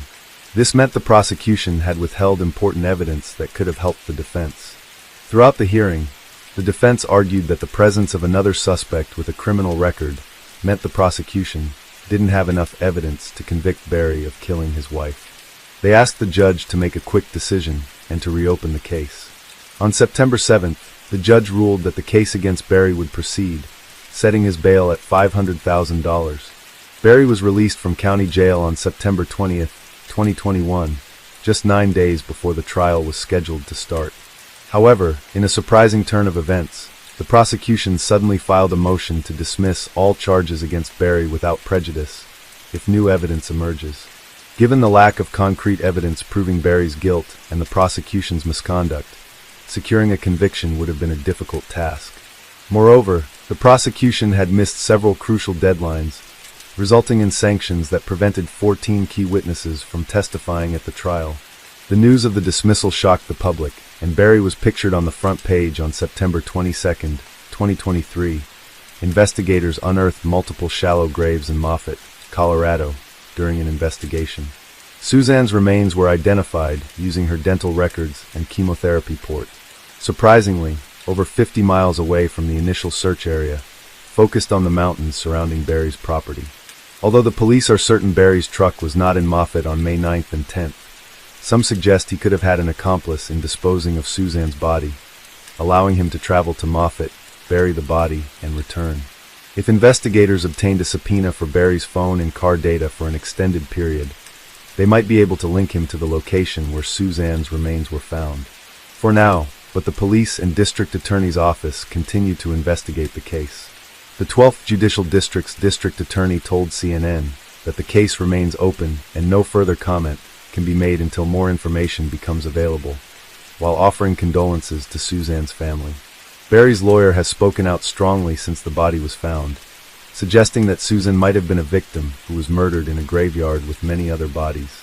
She thinks the police wrongly accused Barry and hopes they will eventually admit their mistake. Meanwhile, Barry has filed a $15 million lawsuit against the prosecutors, sheriff's departments, and investigators, claiming they wrongly accused him of being involved in his wife's disappearance and death. The case of Connie Alm was born on July 18, 1974, in Malaysia. She was the younger of 2 daughters and enjoyed a very close relationship with her parents. In 1995, Connie moved to the United States to pursue higher education in a career in information technology. While living in the United States, Connie met a man named Brandon. He was a U.S. citizen and an ethnic Chinese whose parents emigrated from Singapore over 20 years ago. Initially, Connie and Brandon were just friends, but their friendship eventually blossomed into a romantic relationship. Brandon became a significant figure in Connie's life, supporting and helping her in various ways. They got married in 2001. Connie's life was on track in 2003. She was working as an analyst in San Diego, planning a future with her husband and hoping to start a family. Her life changed dramatically that year. The trouble began when Connie's father, Ong Bai Yong, was diagnosed with cancer. Connie decided to fly to Malaysia to support her family during this difficult time. On June 1, 2003, Connie and her husband, Brandon, arrived in Malaysia. Brandon returned to the USA after a few days, leaving Connie to care for her father in Kuala Lumpur. Despite the distance, Connie and Brandon stayed close through daily phone calls. They would talk for hours, sharing stories about their daily lives, including their 2 pets. Connie's father underwent surgery to remove a kidney, but fortunately, his health began to recover. As he improved, he began scheduling a flight for June 14, 2003. Connie organized a farewell dinner at a local restaurant the evening before her departure, and she invited her mother, sister, and closest friends to join her. That evening, June 13, 2003, Connie and her mother arrived at the designated meeting spot later than the others. They had trouble finding a parking spot in front of the mall, so her mother was concerned about the poor lighting in the lot rather than the parking fee. Once they arrived at the second-floor restaurant, Connie was excited to reunite with her childhood friends, whom she hadn't seen in a long time. They spent a few hours catching up, but Connie soon noticed that her mother, Pearlie, was starting to look tired. When Connie asked if her mother wanted to head home, Pearlie said she had a lot of things to do and promised her friends she would be back soon. Connie, her mother, and her sister Elsie got up from the table to pay for their parking. They went to the payment terminal, which was located on the first floor, a floor above the underground parking lot. As they waited in line for the terminal, Connie realized they had to wait for 10 more minutes, but Connie still hadn't returned. Then her sister started calling her. The first call went unanswered, and the second one was sent to voicemail. This was unusual, and Elsie and Pearlie immediately sensed that something was wrong. They quickly went to the parking lot, where they were shocked to find that Connie's car was no longer there. When the car was indeed gone, they realized that Connie must have disappeared along with it. Pearlie was certain that something had happened to her daughter, as Connie would never leave without saying anything. Although the parking lot was poorly lit, it had surveillance cameras that might provide some clues about what had happened. The mall security initially refused to show Connie's relatives the footage, so they went to the monitor and watched the shocking footage, which confirmed their worst fears. The footage revealed Connie's car speeding out of the underground parking lot, crashing through the barrier. Although the footage quality was poor, it was evident that a man was driving with Connie in the passenger seat. Her body was positioned as if she was trying to distance herself from the driver, leaning against the door. Upon seeing the footage, Pearlie immediately filed a police report at a police station. The police launched an investigation while Connie's family and friends drove around Kuala Lumpur desperately searching for her purple proton tiara. Meanwhile, Brandon, Connie's husband, began to feel a sense of unease. He tried calling his wife multiple times, but she didn't answer. He then contacted her mother, who informed him about the events that had transpired. The news of Connie's disappearance left Brandon in shock. Pearlie could hear him sobbing over the phone. As dawn broke, Connie's friends and family reluctantly returned home, their search efforts having yielded no results. The police disseminated information about the disappearance and conducted their own search, but unfortunately, it didn't lead to any breakthroughs. Even the footage from the mall's parking lot, where Connie was kidnapped, didn't help. More than 72 hours have passed since Connie's loved ones last saw her. Authorities believe that if she was kidnapped, it wasn't for ransom. If money was the motive, the kidnapper would have demanded it by now. A disturbing find was made by police when they discovered Connie's car left empty on a city street. The front right tire was found on the passenger seat. In the back of the car, a large red stain was found on the passenger seat. Forensic experts collected evidence, including scrapings from the back seat, fingerprints from the steering wheel, and other parts of the car. There were many clues found in the vehicle. Connie's family and friends held on to hope and prayed for her safe return. However, the kidnapper detected a strong, foul smell coming from a manhole near the highway. Upon lifting the lid, he discovered a body that someone had attempted to burn using 2 car tires and sticks. A team of leading forensic experts from the Royal Malaysian Police immediately arrived at the scene. They found 2 car tires filled with concrete, which had been used as stands for road signs, lying on top of the body. Connie's mother, Pearlie, refused to believe that her daughter was dead without official confirmation. "Until they confirm it, we will continue to hope that she will turn up alive," she said. The family went to the morgue, but the doctor said that they couldn't confirm the identity of the body yet. Connie's family members provided DNA samples for comparative analysis. Unfortunately, the results confirmed their worst nightmare. The body was indeed that of their daughter, Connie. Some sources claim that before the DNA test results, Connie's family identified the jewelry on the body. However, as a loving mother, Pearlie held on to the hope that her daughter was still alive until the very end. The emotional torture she endured is unimaginable. She suffered 2 stab wounds to her abdomen, and a medical forensics expert found signs of strangulation. A cloth was tied around her neck in multiple knots, and semen was found inside her body, which served as a source of DNA. A few days after the body was discovered, an incident raised questions about the work of police. An undercover policeman, Subramaniam Ravichandran, reported to his superiors and his partner patrolling the streets of Kuala Lumpur at night on their motorcycles. Both officers were dressed in civilian clothes. They noticed a car parked incorrectly, taking up half the road, and stopped to investigate if anyone was inside. Ravichandran approached the driver's door and saw a man behind the wheel with a woman in the passenger seat. He knocked on the window to find out what they were doing. The driver replied they were just chatting and not doing anything illegal. Ravichandran then requested to see their IDs.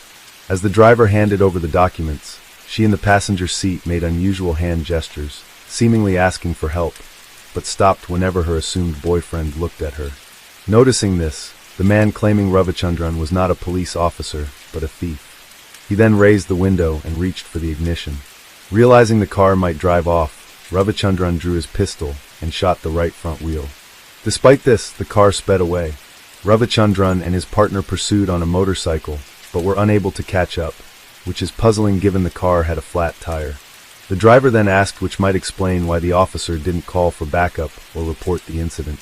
The car with a flat tire was a purple Proton Tiara driven by 27-year-old Ahmad Najib bin Aris, accompanied by a woman named Connie Olm. Although the police chase did not result in an immediate arrest, the officers managed differently during the encounter. The outcome might have been different. Unfortunately, Ravichandran only informed his superiors about the incident after Connie's body was discovered. The only positive outcome of that night was that the police had obtained documents that could help identify the suspect. Besides Connie's family, many Malaysians attended her farewell ceremony. Her death was a devastating loss for her husband, Brandon. Meanwhile, the police launched a search for Ahmad Najib. They discovered that he didn't live at the address listed in his documents, but his name was genuine, providing multiple leads to track him down. The police searched for Ahmad Najib's name in the Registry of Documented Marriages and the National Agency of Social Support. They found a match, revealing that Ahmad Najib bin Aris was born and raised in Muar, Malaysia. He was the second of 4 siblings and had dropped out of school to work and support his family. In 1998, he moved from Muar to Kuala Lumpur, where he got married and had 2 children. Since 2000, he had worked as a cabin cleaner for Malaysia Airlines. Knowing the name of Ahmad Najib's wife and her workplace, the police began surveillance. She worked at a metropolitan bank, and after her shift ended, undercover police officers followed her to determine her home address. Now that they knew where Ahmad Najib lived, the police had to ensure he was inside the house without alerting him. For 3 days, they monitored the house, but Ahmad Najib didn't appear. At one point, investigators doubted whether Ahmad Najib still lived with his family, but this was a hasty conclusion. On the 4th day of surveillance, at around 4 a.m., a cab pulled up to the house, and Ahmad Najib stepped out. Within a minute, he was handcuffed and taken to the police station for questioning. News of the arrest and the suspect's identity quickly reached the press. Many people who knew Ahmad Najib were shocked to learn that he was suspected of kidnapping and killing Connie Om. Those who knew him described Ahmad Najib as a devoted husband, a caring father of 2, and an overall good person. However, investigators soon discovered that he may have been hiding a darker side. During the initial interrogation, Ahmad Najib remained calm and requested to speak only with the head of the Criminal Investigation Division. It wasn't until he was presented with evidence linking him to Connie Om that Ahmad Najib began to deny any wrongdoing. His confidence seemed to wane as the evidence mounted. Investigators showed him 2 IDs that he had given to an officer on the night of Connie Om's kidnapping. They also revealed that they had found bloodstains on his jacket and jeans, which DNA analysis would likely confirm to be Connie Om's blood. After realizing the officers had solid evidence and were not bluffing, Ahmad Najib confessed to kidnapping and killing Connie Om. Within 10 days of the kidnapping, on June 23, 2003, he was taken to court, where he repeated his confession. The police then conducted an investigative experiment where Ahmad Najib showed them all the locations he had been with Connie Om. He provided a detailed account of how he forced her to be intimate with him multiple times, how he took her life, and how he attempted to dispose of her body. Evidence supporting his statements was found at all the locations he led the police to. The investigation began at the underground parking lot, where cameras captured footage of Ahmad Najib. According to his statement, he was waiting for his former boss, who had fired him and whom he sought revenge against. However, the claim about the former boss was never verified. Hiding in the darkness, he observed Connie Om searching for something in her car and seized the opportunity to take advantage of the situation. He forcefully pushed her into the car, issuing threats that if she attempted to escape or seek help, she would face dire consequences. Overwhelmed, Connie Om became disoriented and obediently followed his instructions. Next, he took the driver's seat and sped out of the parking lot.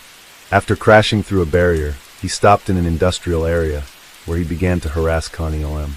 Just as this was happening, a plainclothes police officer approached the car. Ahmad Najib falsely told the officer that he didn't know he had taken the wrong person until the officer asked him and his victim for their identification. Even assuming Ahmad Najib had intended to kidnap his former boss, his guilt remains unchanged. Undoubtedly, his former boss would have suffered the same fate as Connie Om. According to Ahmad Najib's account, he managed to evade the pursuing officer. Despite the officer possessing his documents, Ahmad Najib failed to consider releasing Connie Om. Instead, he stopped the car on the street to replace a tire damaged by a bullet. Nearby, A car containing a woman was parked at the spot where he had pulled over. He approached Schur and asked for a car jack, intending to change his tire. However, he noticed Connie OM signaling to Schur, who then handed him the jack. He abandoned the idea of changing the tire and drove off immediately. Later, he stopped at a secluded area and used a knife to threaten Connie OM, forcing her to engage in intimate acts with him. Afterwards, he drove to another district where he coerced Connie OM into satisfying him again, with both of them in the back seat. Connie OM pleaded for mercy, but he took her life instead. He then disposed of her body in a manhole near a highway, moved the car to another location, and left it there. 16 hours later, he returned to the scene with a gasoline canister in an attempt to conceal evidence of the crime. DNA analysis confirmed that the semen found in Connie OM's body belonged to Ahmad Najib Benares. His DNA was also discovered in the car, along with his fingerprints, providing further irrefutable proof of his guilt. Additionally, the analysis revealed that the blood on his jacket and jeans belonged to Connie OM. The trial began on September 15, 2003, 3 months after Connie OM's death. This high-profile case drew widespread attention from the Malaysian media and public. The trial attracted not only ordinary Malaysians and journalists, but also individuals seeking to boost their reputation, including numerous attorneys representing Ahmad Najib. Despite admitting guilt during the investigation and overwhelming evidence, including DNA proof, Ahmad Najib changed his stance after consulting 6 attorneys. At his first trial, he claimed his confession was made under police pressure. However, the judge before whom Ahmad Najib confessed immediately after his arrest testified that there were no signs of, and Ahmad Najib appeared calm and relaxed. The attorneys then shifted their strategy, arguing that Connie OM was in the car with Ahmad Najib voluntarily. They suggested that Connie OM, a black belt in Taekwondo, should have attempted to escape if she were being held against her will. However, this attempt to blame Connie OM was rejected, as people respond differently to critical situations. However, another claim surfaced, stating that Connie OM had consensual intimacy with Ahmad Najib, and that Connie OM's death was caused by strangulation used to heighten the experience. Forensic experts disagreed with and rejected this account of what happened. The cloth around Connie's neck was tied in multiple knots, suggesting that Connie OM had no intention of loosening it. Indeed, the cloth was so tight that the skin beneath was the only area on the body not affected by the fire. Furthermore, the cloth was a type used for cleaning plane windows, and given the defendant's job as a cabin cleaner, this linked him more closely to the crime. Additionally, the lawyers struggled to explain the stab wounds on Connie's body. At this point, Ahmad Najib's attorneys advised him to remain silent and not testify. Many questioned why Connie didn't escape the car when she had at least 2 chances to do so. On February 23, 2005, Ahmad Najib Benares was convicted of all charges connected to the crime committed against Connie OM. The evidence pointed to him as the sole perpetrator. Ahmad Najib received the maximum sentence under Malaysian law, 20 years imprisonment and 10 strokes of the cane for violating Connie OM's sexual integrity, plus the death penalty for causing her death. In Malaysia, the death penalty is carried out by hanging, a method that differs significantly from the lethal injection used in some other countries, such as the USA. Ahmad Najib's lawyers attempted to appeal the sentence twice, but were unsuccessful both times. In 2010, Ahmad Najib petitioned the head of state to commute his death sentence to life imprisonment, maintaining his innocence. However, his plea for clemency was rejected. More than 13 years after Connie OM's death, on September 23, 2016, Ahmad Najib's sentence was carried out. He was 40 years old at the time of his execution. Hello friends, welcome to our channel. Today we're going to take a look at another horrible case with you. The case of Rachel Keeley. Rachel was the eldest of 4 children born to John and Rose Keeley. The family consisted of 3 girls and 1 boy, and they were members of the Jehovah's Witness community. They lived in the Inishmore housing estate, which is located near the entrance to the regional park. Rachel was highly involved in her local congregation and devoted to her faith. After completing her education at Ballin College Community School, she pursued a career as a beautician. This was a deliberate choice, as it would allow her more time to engage in missionary work with the local Jehovah's Witness community. In the summer of 2000, Rachel took a trip with one of her sisters to work as an au pair, but she soon returned home. She was known as a kind and gentle girl, and she had a boyfriend who was part of her Jehovah's Witness social circle. On Thursday, the 26th of October, 2000, Rachel left her home around 4:30 p.m. with her two dogs to take them for a walk in the regional park in Ballin College. She was very familiar with this park, and even though it was getting dark, she would not have thought twice about going there as she knew the area well and expected there to be other people around at that time. She had only planned to be gone for about an hour, and her mother would have had her dinner ready when she got back, as she had a Bible study that night and would be going straight out again after dinner. But around an hour later, after Rachel left, her mother Rose heard scratching at the back door. It was the two dogs, but no Rachel. It was deemed straight away that something was wrong, and Rose and her youngest daughter Elizabeth headed straight to the park to look for Rachel on the path they knew she usually took, but there was no sign of her. By 7 p.m., the family contacted the police. Friends and family all headed out looking for Rachel again. Rose bought flashlights from the local shop so they could see as it was pitch dark by now.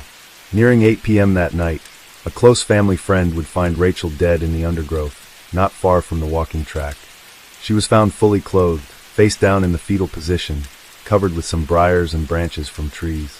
The emergency team were notified, but at this point, it was obvious that Rachel was dead. The police immediately initiated an investigation. An intent was placed around the body of Rachel, and 6 police officers stood guard over the body until the state pathologist, Dr. Harbison, could arrive at the scene to examine the body. Rachel's mother would later say in interviews that this gave her great comfort, knowing that her daughter was not alone, and that she was protected in death, even if they couldn't protect her in life. When Dr. Harbison arrived, he spent 3 hours examining the scene. Door-to-door inquiries were started straight away at houses nearest to the park. Rachel had last been seen in the park at 5:15 p.m. She was later buried at St. Oliver's Cemetery in Mahone County, Cork, on the 28th of October. Police put out an appeal to people who might have been in the regional park that evening and might provide valuable leads in the case to help determine who had attacked Rachel. Dr. Harbison, the state pathologist, completed a preliminary examination of Rachel's body and determined that she had died from asphyxiation, but needed to do a further examination to determine exactly how she died, whether by smothering or strangulation. Police were also trying to determine the reason behind the attack. Was it a robbery or a sexual assault? Rachel was found fully clothed, but her clothes seemed to have been tampered with. Police politely questioned known sex offenders and locals, and they also wanted to speak with an elderly man and some teenage girls seen in the area at the time of the killing. CCTV footage in the area was also collected from local businesses, and by the 4th of November, it was reported in the local paper that police were looking to collect DNA samples to compare to samples found on Rachel's clothes and under her nails. More than 1,000 males from the area gave samples, but police would not give an indication of what type of material containing DNA was collected from Rachel. On Friday, the 10th of November, 2000, news broke that someone had been arrested for questioning in relation to Rachel's death. It was the arrest of a 16-year-old male, who was brought to Garda Station in Cork and questioned that night. The teen appeared before a special sitting of the Cork District Court and was charged with the murder and rape of Rachel. He couldn't be named as he was a minor, but it was said that he was from the Ballincollig area. He was remanded at St. Patrick's Juvenile Centre in Dublin. The trial began on May 1, 2000, at the Central Criminal Court in Dublin. Rose Keeley, Rachel's mother, was the first to take the stand. She had told how the dogs had returned to their home an hour after Rachel left to take them for a walk. She said that her youngest daughter, Elizabeth, and she had gone out to search the park for her daughter around 6 p.m., and they called out for Rachel. Elizabeth said she thought she had heard a scream as they continued to search for Rachel. They met the defendant, and they said hello to him as they knew him, as he was a neighbor who lived around the corner from their house. Rose said she considered asking him if he had seen Rachel, but thought that she might sound paranoid, so she didn't. For boys who had seen the accused on the evening of Rachel's death were also called to testify. They stated that he behaved normally, and that they had watched TV at a friend's house around 6:30 p.m. Afterward, they had gone to the regional park to ride motorcycles, but they had left immediately because there was police nearby. The accused had no insurance or road tax for his motorcycle, and he had left it behind in the park. Dr. Harbison took the stand and stated that Rachel had been chased down and most likely dragged to the location where she was found. He said that she had been placed in the fetal position after being strangled in a different area. Dr. Harbison also mentioned that there was no evidence of forced sexual assault, but that her clothes were disheveled. The police told the court that the accused had provided a hair and saliva sample, but refused to give a blood sample as he was afraid of needles. Dr. Maureen Smith told the court that the forensic evidence she collected included fibers taken from Rachel's fleece jacket that matched the fibers from a jumper taken from the accused's bedroom on the day of his arrest, as well as fibers collected from Rachel's pants that matched the fibers of the jumper he was found with, along with semen recovered from Rachel's undergarments and outerwear that matched the DNA the accused had provided. Dr. Smith's evidence was lengthy, and there were concerns that one of the jurors had fallen asleep during her cross-examination, but the court had assurances that this was not the case, and so the trial continued.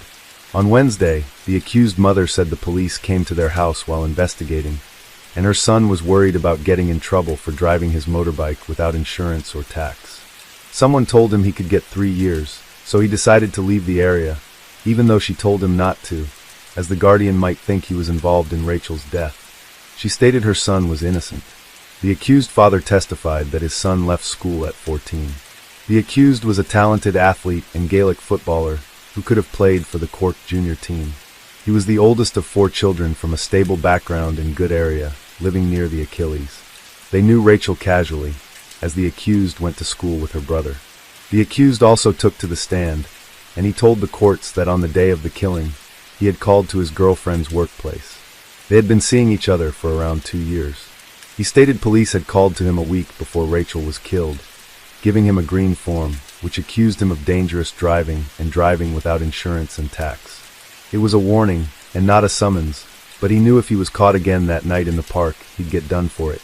This is why he abandoned the bike and why he was going to run away. He said he had met his friends in the park at 5 p.m. after work and went to his friend's house 10 minutes later, but had to admit he went back to the park at 5:20 p.m. after a former babysitter gave evidence that she had seen him in the park at around 5:30 p.m. that day. He agreed with the evidence his friends gave about them leaving the park at 6:30 p.m. to go watch TV at a friend's house and returning to the park at 8 p.m. when he abandoned his bike after seeing police. The accused also admitted that he packed his bags to leave after the police contacted him 2 days after Rachel's death. He also admitted providing false information on the questionnaire about his whereabouts. When he tried to leave, he could not get a train or bus because it was the Guinness Jazz Festival that week, making it nearly impossible to find any mode of transportation. The police soon apprehended him, and since he was a minor, he was returned home 2 days later. They called him and took a saliva sample as part of the ongoing investigation. In court, he also stated that he had not seen Rachel for at least a month, and he had no contact or close contact with her. The DNA evidence was challenged by the defense, and a second expert was called to provide testimony. The expert said the test tubes used to collect the samples were not sealed properly, and there was a theoretical possibility that the samples could have been contaminated, but she also stated that this was unlikely, unless it was done intentionally by an individual. Additionally, it was mentioned that all the samples collected were blood samples, except for the accused, who had provided a saliva sample. Closing arguments then began, and the defense stated that the prosecution was blinded by science, and the jury should remember what happened to the 6. Anyone not familiar with this case should definitely look into it, and it was possible for forensic evidence and DNA to be incorrect and misleading. The prosecution said that the accused parents had lied in the witness box to protect their son, and were helping him to leave the country to go stay with his uncle in the UK, and not to visit a girl he knew in Kilkenny. The uncle had moved from Ireland 2 years earlier after being convicted of a serious crime, and served a prison sentence for it. On Tuesday the 18th of June, the jury returned after 4.5 hours of deliberation, and after being sequestered in a local hotel overnight. They found the defendant guilty of murder and rape by a majority of 10-2. He was sentenced to life for her murder, and the sentence for rape will be determined at a later date in the year. An application for an appeal was denied. The trial lasted 26 days over a period of 7 weeks. The following day, the accused was publicly identified in the press as Ian Horrigan. As he was no longer a minor, he had turned 18. He lived in close proximity to the Achilles Keeley family, who had moved house after Rachel's funeral, as they could not bear living so close to the family of the accused. On November 22, 2002, Horrigan appeared in court again to be sentenced for the rape. He received a 10-year sentence to be served concurrently with his life sentence for murder. His request for an appeal was denied. In January 2006, Horgan applied for leave to appeal in the courts. His legal team argued that the judge's instructions to the jury were misdirected and misleading. The jury should have been informed that forensic evidence is not infallible, and they should have been told that Seaman's body could have been deposited on the scene several days before being discovered. The Court of Criminal Appeal agreed with Horgan's arguments, and his conviction was overturned. A new trial was ordered, which took place in February 2006. Horgan admitted to manslaughter, but the state rejected this plea. Dr. Cassidy, who replaced the ill Dr. Harbison, concluded that Rachel died from an arm lock around her neck, leading to cardiac arrest. Horgan didn't testify this time. The jury deliberated for hours before finding him guilty of rape, but not murder, convicting him of manslaughter instead. He received an 8-year sentence with 6 years suspended, considering his time served and lack of prior convictions. The Keeley family chose not to give a statement, leaving them and the public outraged by the outcome. The Director of Public Prosecutions, DPP, immediately filed an appeal, as they also believed the sentencing was too lenient. On April 19, 2007, the prosecution appeared before the Court of Appeal to request an increase in Horgan's sentence. The judges agreed with the DPP and determined that Horgan's sentence did not match the severity of the crime. A sentence of 12 years for each charge to be served concurrently was imposed. The time Horgan had already served would be deducted from this. This meant that Horgan would not be released until 2010 at the latest, requiring him to serve an additional 3 years. The Keeley family were relieved with the sentencing, as Horgan was placed on the sex offenders list. However, his criminal history continued. In 2007, he was charged with armed robbery while out on bail for Rachel's killing. He attacked an elderly couple, stole €1,500, and escaped in their son's car. Horgan initially denied the charges but was found guilty. However, his conviction was overturned due to issues with the search warrant, leading to a retrial where he pleaded guilty to robbery and theft, receiving a 4-year sentence. In March 2013, it was reported that Horgan was involved in a violent incident while in Whitfield prison. He had beaten up Jared London of the notorious McCarthy-Dundon gang, and he had to a pulp. Horgan had attacked London in retaliation for an attack by Dundon on a friend of his. Sources from the prison told newspapers that Horgan was a head case, and that he was moved out of the prison for his own safety. Ironically, only a few months later, Horgan would be released from prison after serving his time for the robbery. When he left prison, he moved in with his girlfriend Teresa O'Neill, who lived just around the corner from Dundon's home place in Limerick. Teresa's brother, a convicted rapist Thomas O'Neill, was involved in the Great Lowwoods gang rape in County Clare in 2004. At the time, Thomas O'Neill was also the boyfriend of Dundon's ex-girlfriend. From here on in, there is a lot of overlapping with dates and convictions, but I think I've got it right. So bear with me. On the 13th of September, 2013, Horgan was arrested again, this time in relation to a shooting in Limerick. A man stood outside his home the evening before and had been shot, suffering a number of pellet wounds to his chest from a shotgun. A trial took place in January 2015, and Horgan completed not guilty to the possession of a shotgun with the intent to endanger. He was found not guilty. However, in November 2013, he robbed a shop in Limerick. He had entered the shop, and the man behind the counter tackled Horgan, but he got away, leaving the scarf he was wearing behind. Of course, when police got the scarf forensically tested, it led back to Horgan. He was found guilty in 2015 and sentenced to 5 years in prison, with 1 year suspended. By 2016, it was expected that Horgan would be released once more from prison. His girlfriend posted on Facebook that he would be home for Christmas. But by March 2017, his home in Macroom in Limerick was raided by police, and €3,000 worth of heroin was discovered. 6 months later, a shop in Mallow, County Cork, was robbed at knife point, with nearly €1,400 taken. Within 4 weeks of that robbery, the media reported that Horgan had gone on the run. He fled to the UK, and police launched a manhunt because he was on the sex offenders list. He was in breach of his conditions, and police had to know where he lived at all times. In June of 2018, Horgan appeared in court again and admitted to the drugs found in his home. He was sentenced to 2 years and 6 months, with the 6 months suspended. In December 2018, he was in the courts in relation to the off-license robbery, and again he pleaded guilty. He received a 6-year sentence, with 2 of those suspended. He was due for release in 2022. On the 26th of March, 2022, Horrigan attacked a woman in her 60s and a man in his 20s, with leaving the man in critical condition. He was charged with 4 offenses against the state and remanded in prison. He appeared in court in December 2022 and is set to face trial again, but no date has been set. In September 2022, Horrigan was in court again for breaching conditions put on him as a sex offender.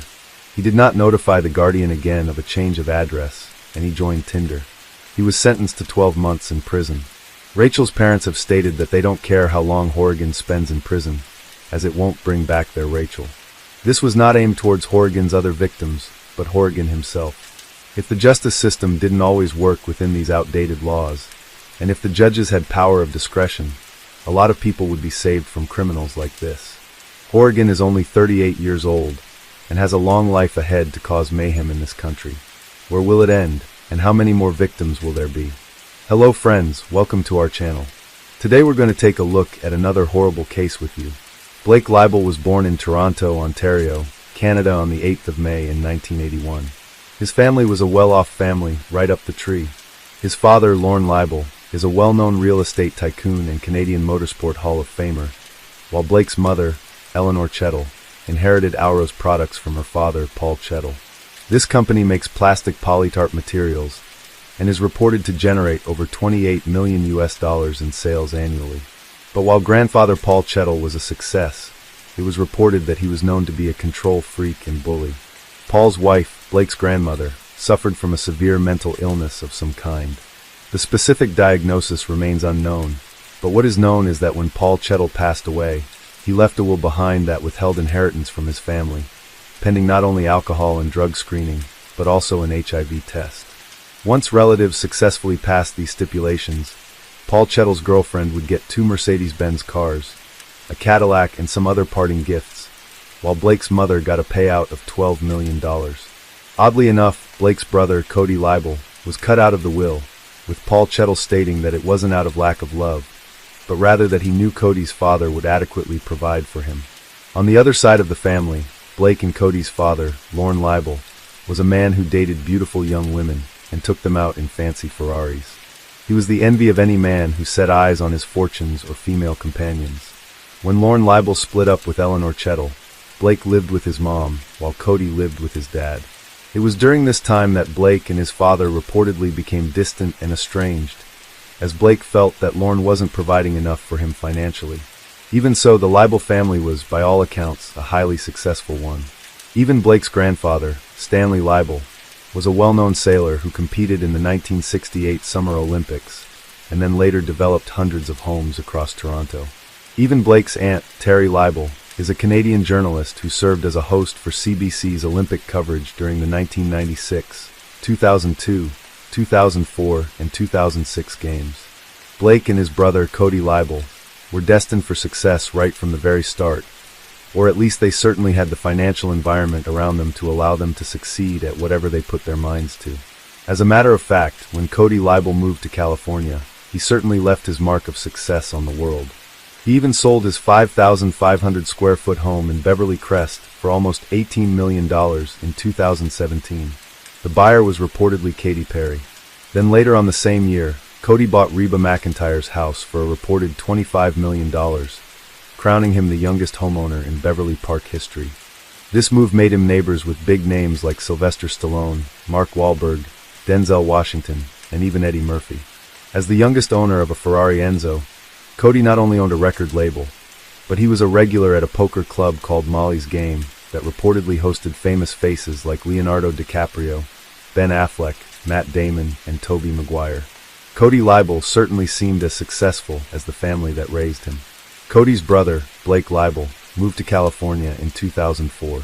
He reportedly still received an allowance from his mother that totaled close to $2 million in just 8 years.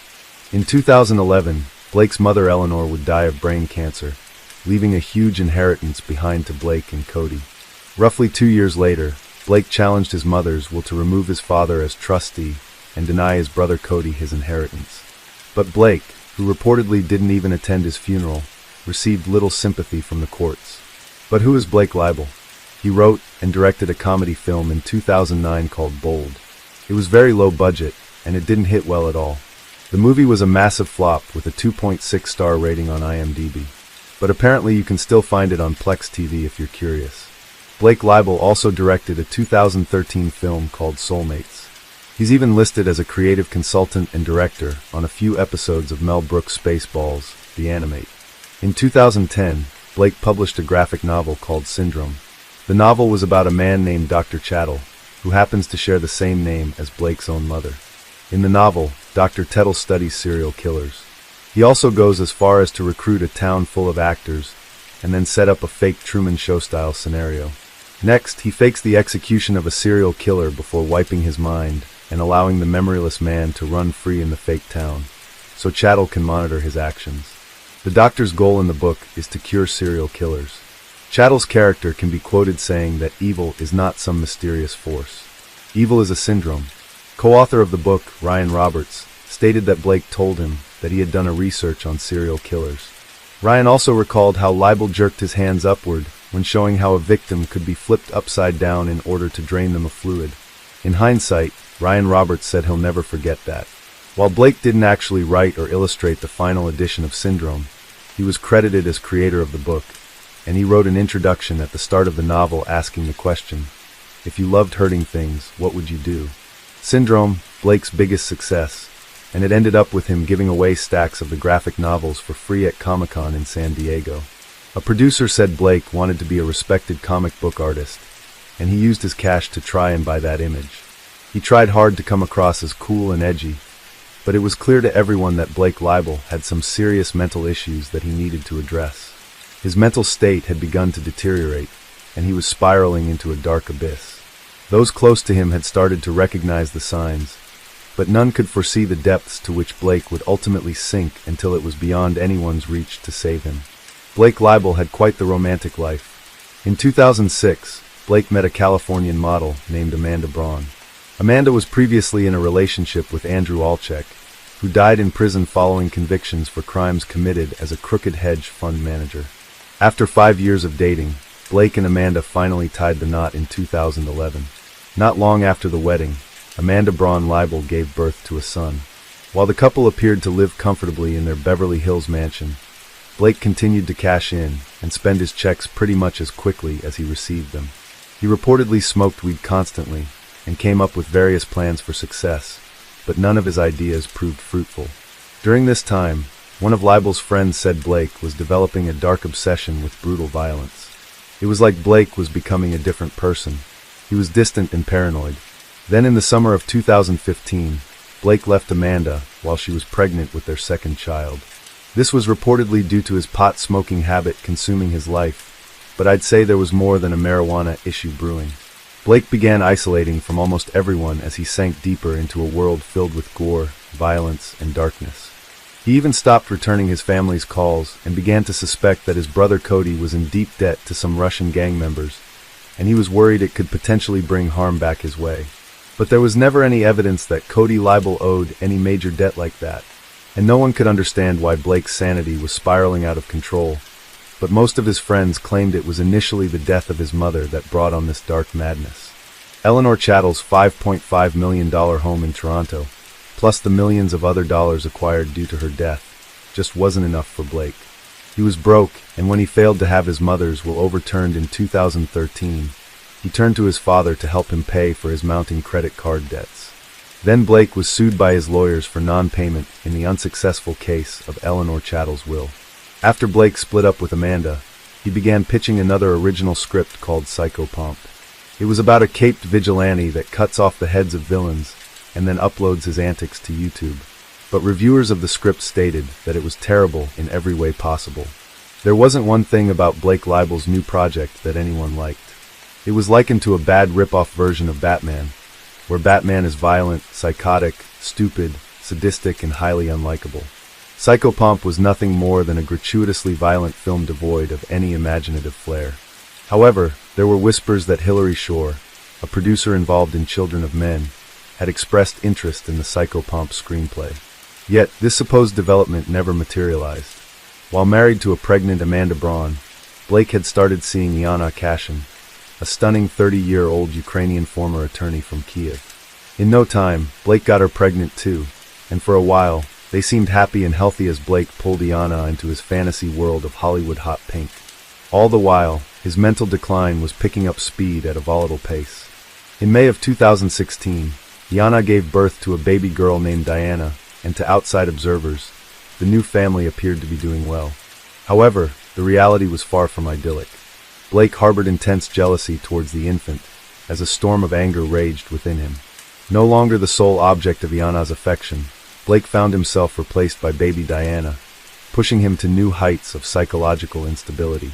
He incessantly demanded sexual attention from Iana, threatening to abandon her for another woman if she refused his advances. In an attempt to salvage their relationship, Iana sent her newborn daughter to live with her mother in a nearby apartment, which Blake financially supported. Then on the 20th of May, Blake Leibel was arrested for sexual assault not far from his condo. The alleged victim was Blake's third girlfriend, Constance Bucafori. She'd been living in another house he owned that was also a couple of miles away from his West Hollywood apartment, where he lived with Iana. Constance claimed Blake forced himself on her in the house. Bucafori is known for being a storyboard artist on Aquaman, and working in the art department for films like Snow White and The Huntsman P.S. I Love You, and the Emoji Movie. Blake Leibel was released from custody around 15 hours after he was arrested, following a bail payment of $100,000. Iana had bailed Blake out of jail, but finding out about the affair with Constance was the final straw for her. She moved into her mother, Olga Kasiansma. There was only one door left to check, and it was locked. The cops tried to force the door open to the bedroom, but a mattress was barricading the door from the other side. The cops shouted for whoever was in there to come out. And that's when Blake's voice finally responded, saying he wasn't going to come out because he was scared that the officers were going to beat him up. They assured him that this wouldn't happen, and that they were just there to check on his girlfriend to make sure she was okay. Blake replied back that she was fine. He said she was at the hospital and gave them a room number. He also said that his father would be there soon, and that he wasn't coming out until then.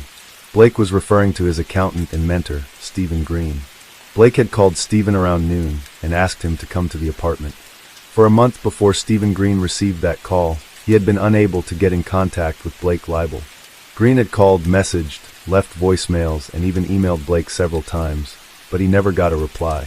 Stephen Green even left a voicemail on Blake's phone stating that he was worried about him and that he loved him. He said whatever was going on, he wanted to help him get through it.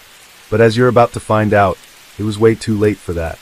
When Green arrived at the condo, he spoke to Blake through the partially opened bedroom door in the apartment.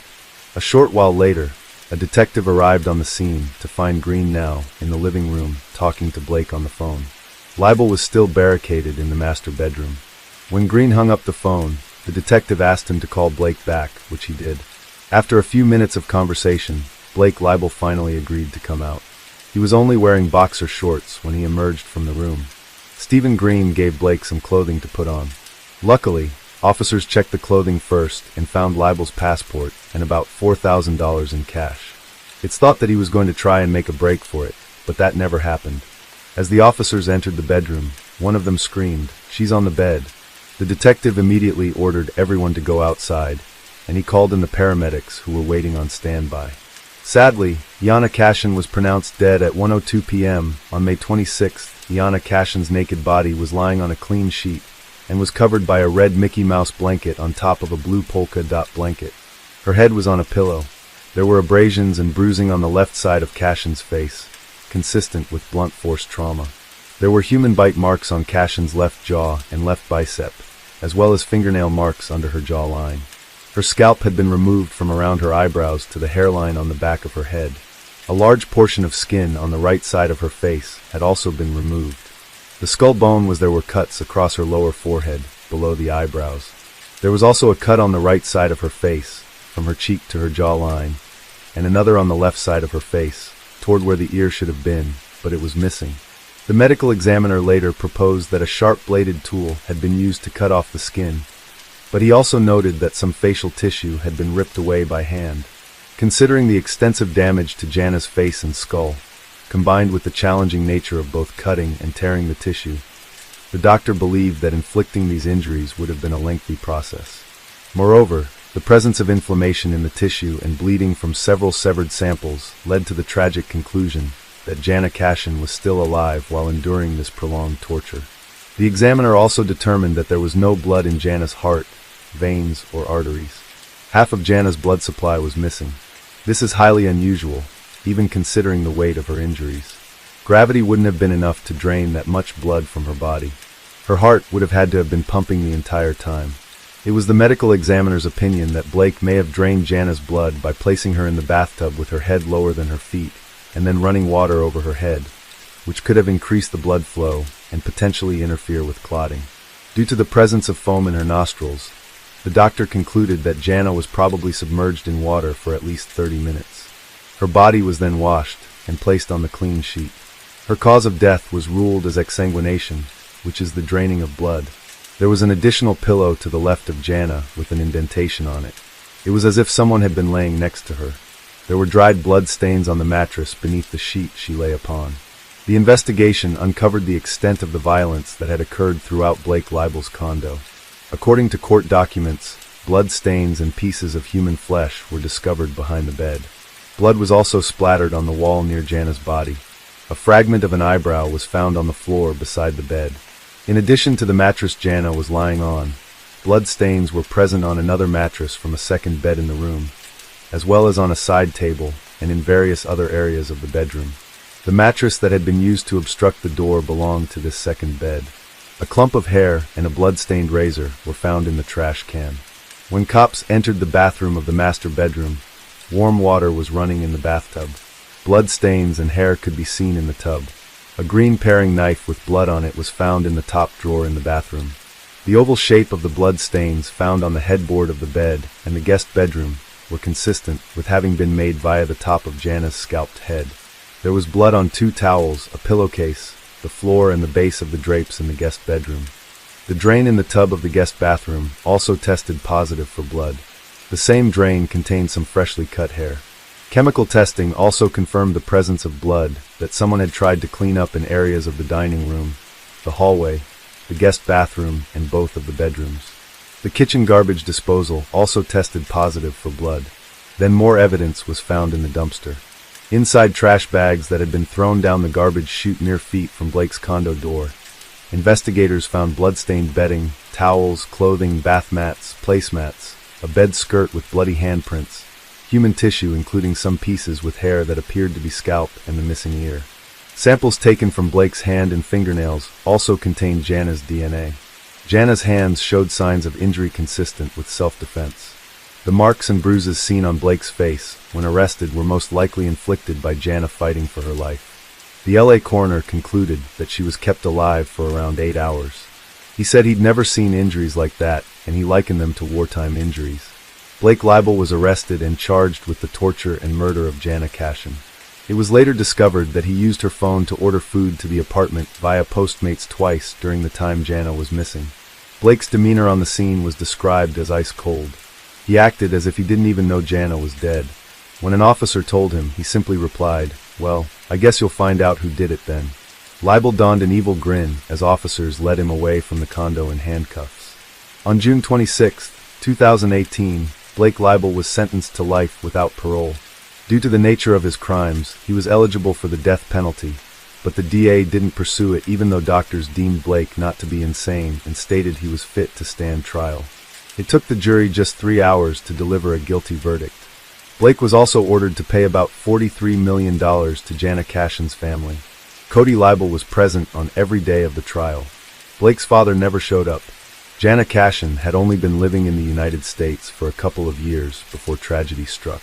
She was working on becoming a translator. What happened to her was absolutely devastating. It was a crime with little motive outside of Blake's narcissistic desire to control women with his allowance. It was as if this aged, evil little boy had never been rejected, and once he was, or rather felt like he was, he couldn't take it. His ego collapsed, and he snatched away the life of his newborn daughter's beautiful mother in the cruelest way possible. Blake Libel will rot in prison where he belongs, alone with no one, nothing, and no future that will lead to any shedding of light in his direction.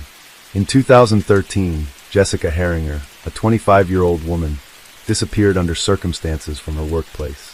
The search for her kidnapper spanned several years, during which numerous other women were affected. When the authorities finally apprehended the culprit by chance, they uncovered deeply disturbing details about him. Jessica Herringer was born on July 16, 1987, and resided in Norton Shores, Michigan. She grew up in a modest family with a sister.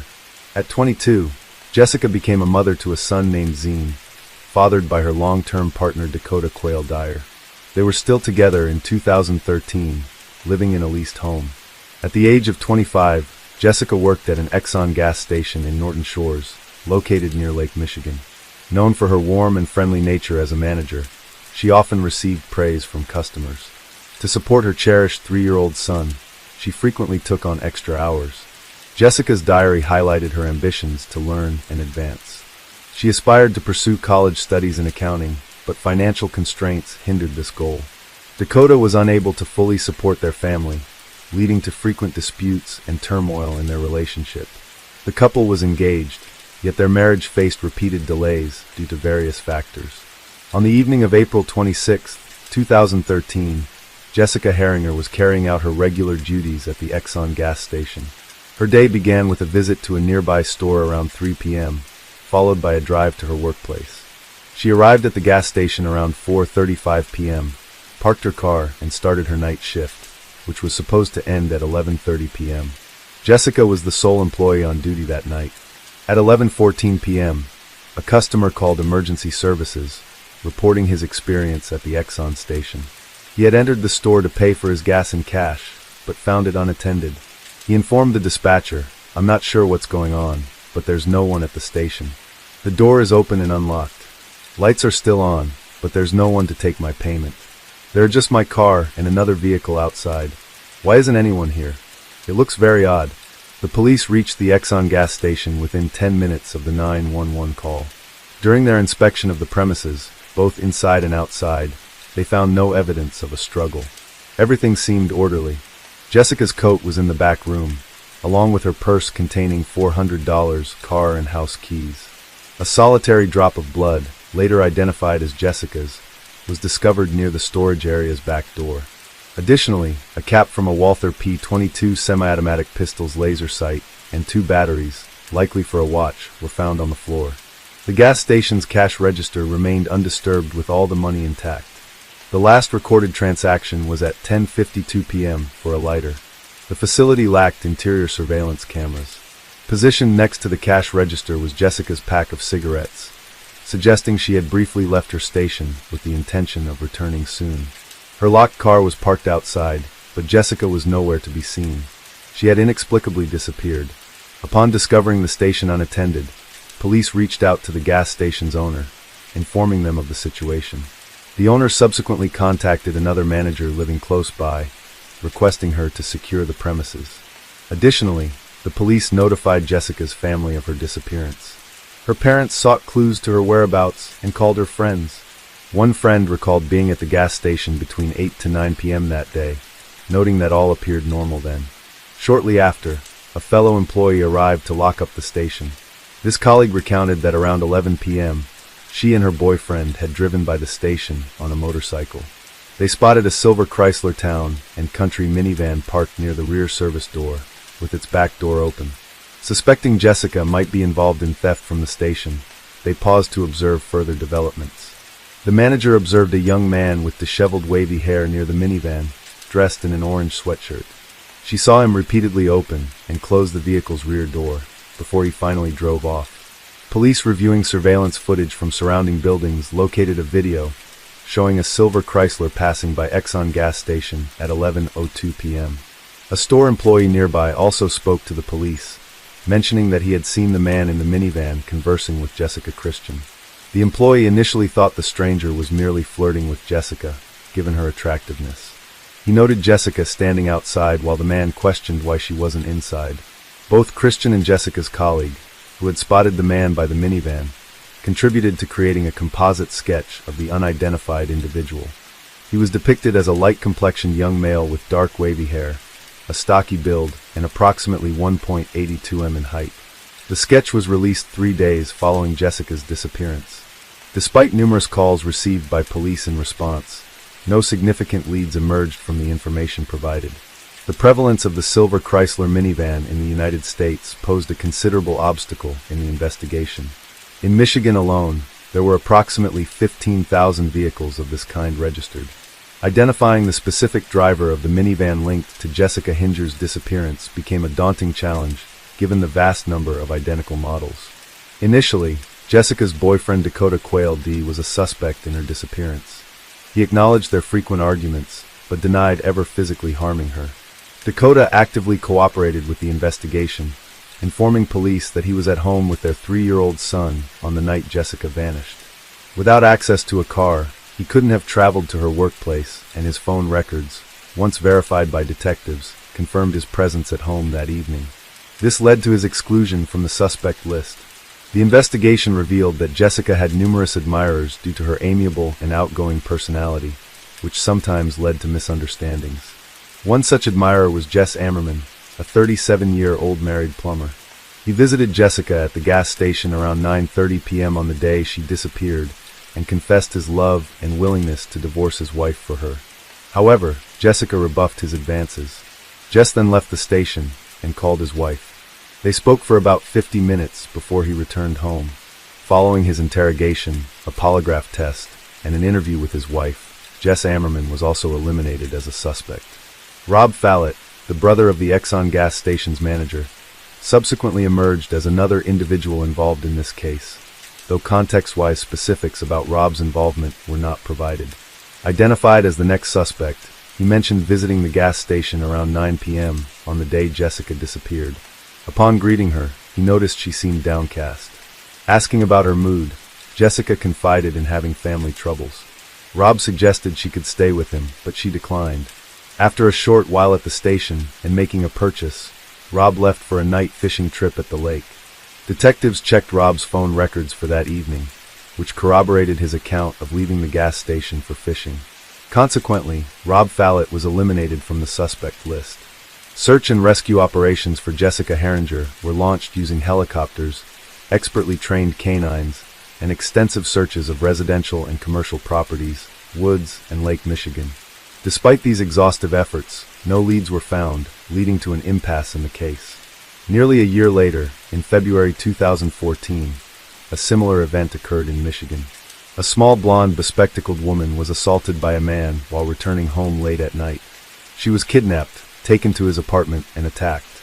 Despite threats to her life, she was released after several hours. The perpetrator was identified as 42-year-old Brad Mason. Mason was swiftly located, but resisted arrest by brandishing a fake firearm at police officers, resulting in his fatal shooting. Mason had a history of criminal activity, including a 2004 kidnapping conviction and a 2011 arrest for indecent exposure. In 2014, he resided in a dormitory opposite the Exxon gas station where Jessica worked. However, investigators found no evidence linking Mason to Jessica's disappearance. 2 years after Jessica Heringer's disappearance, in 2016 another incident involving a young woman occurred late at night. Returning from a party at a friend's house, she became disoriented on a dark street. A man in a silver minivan approached her asking if she was okay and offering her a ride. She refused but requested to use his phone instead. The man consented, but only if she entered the minivan. Once inside, he locked the door and revealed his phone battery was dead, then brandished a gun, instructing her to stay silent. These cases highlight ongoing challenges faced by law enforcement in solving abduction instances, despite rigorous investigative efforts and community cooperation. He then began driving, feeling sick and nauseated. The woman requested him to lower the window. Seizing the opportunity, she leaped out of the moving vehicle through the window and fled to a nearby house. The man sped away. The victim immediately contacted the police and described kidnapper. Through surveillance footage, the police managed to trace the license plate of the silver Chrysler Town and Country. They identified the driver as 46-year-old Jeffrey Willis. Jeffrey Willis, a factory laborer, led a secluded, modest life and had no prior legal issues. When located in his minivan, police searched and found a Walther P.22 semi-automatic pistol. The gun was traced back to a colleague of Jeff, who had reported her laser-sighted gun stolen some time ago. Willis was arrested and detained. A search of his residence uncovered a box filled with various BDSM paraphernalia, including handcuffs, chains, ropes, gags, a vibrator, a video camera, and a bullet matching a Walther P22. The box also contained insulin syringes with an unidentified liquid, sedatives, Viagra, lubricant, disposable gloves, and a diagram of a woman's anatomy with marked injection sites. On his computer were numerous videos depicting appalling kidnapping scenes with young women as victims. A hidden hard drive in a ventilation duct contained footage Willis had recorded of his female neighbors swimming without their knowledge. A folder titled Victims on the computer held two subfolders, one named for the missing Jessica Herringer, and another for a murdered woman named Rebecca. Rebecca Bleck, age 36, was tragically murdered on June 29, 2014, roughly a year after Jessica Herringer vanished in an area just 20 minutes from where Jessica worked at the Exxon gas station. Rebecca went out for an evening run, but never made it back home. She was found by neighbors lying on the road with her clothing disheveled, initially leading to the belief that she was struck by a car, although unconscious. Rebecca still had a pulse when discovered. Emergency services were called, but she succumbed to her injuries before they could save her. Autopsy reports revealed she died from 3 gunshot wounds to her back and head with multiple bruises on her wrists and legs. At the time of her death, the perpetrator remained at large. However, 2 years after Jeffrey Willis's arrest, new evidence linked Rebecca's murder to a pistol found in Willis's minivan. Willis denied any involvement, but prosecutors theorized that he had attempted to abduct Rebecca and bring her to his home. When Rebecca resisted, Willis reportedly shot her and fled. Forensic analysis later discovered Rebecca's DNA on a glove recovered from Willis's residence. Jeffrey Willis was convicted of Rebecca Bleck's murder and received a life sentence. While serving his sentence, he faced additional charges related to the kidnapping of Jessica Herringer. Despite consistently denying any involvement in Jessica's disappearance, phone records showed that on the night she vanished, he was present at the Exxon gas station where she was last seen. Subsequently, he traveled to his deceased grandfather's house, which is roughly 13 minutes from the station. Upon arriving at his grandfather's residence, police encountered a heavily secured front door. Forced entry revealed an assortment of cleaning products, powders, and bleaches in the basement. The manufacturing dates on these items aligned with early 2013, matching the time frame of Jessica's disappearance. Colleagues recalled that Jeffrey Willis was notably absent on April 27, 2013, the day following Jessica Herringer's disappearance.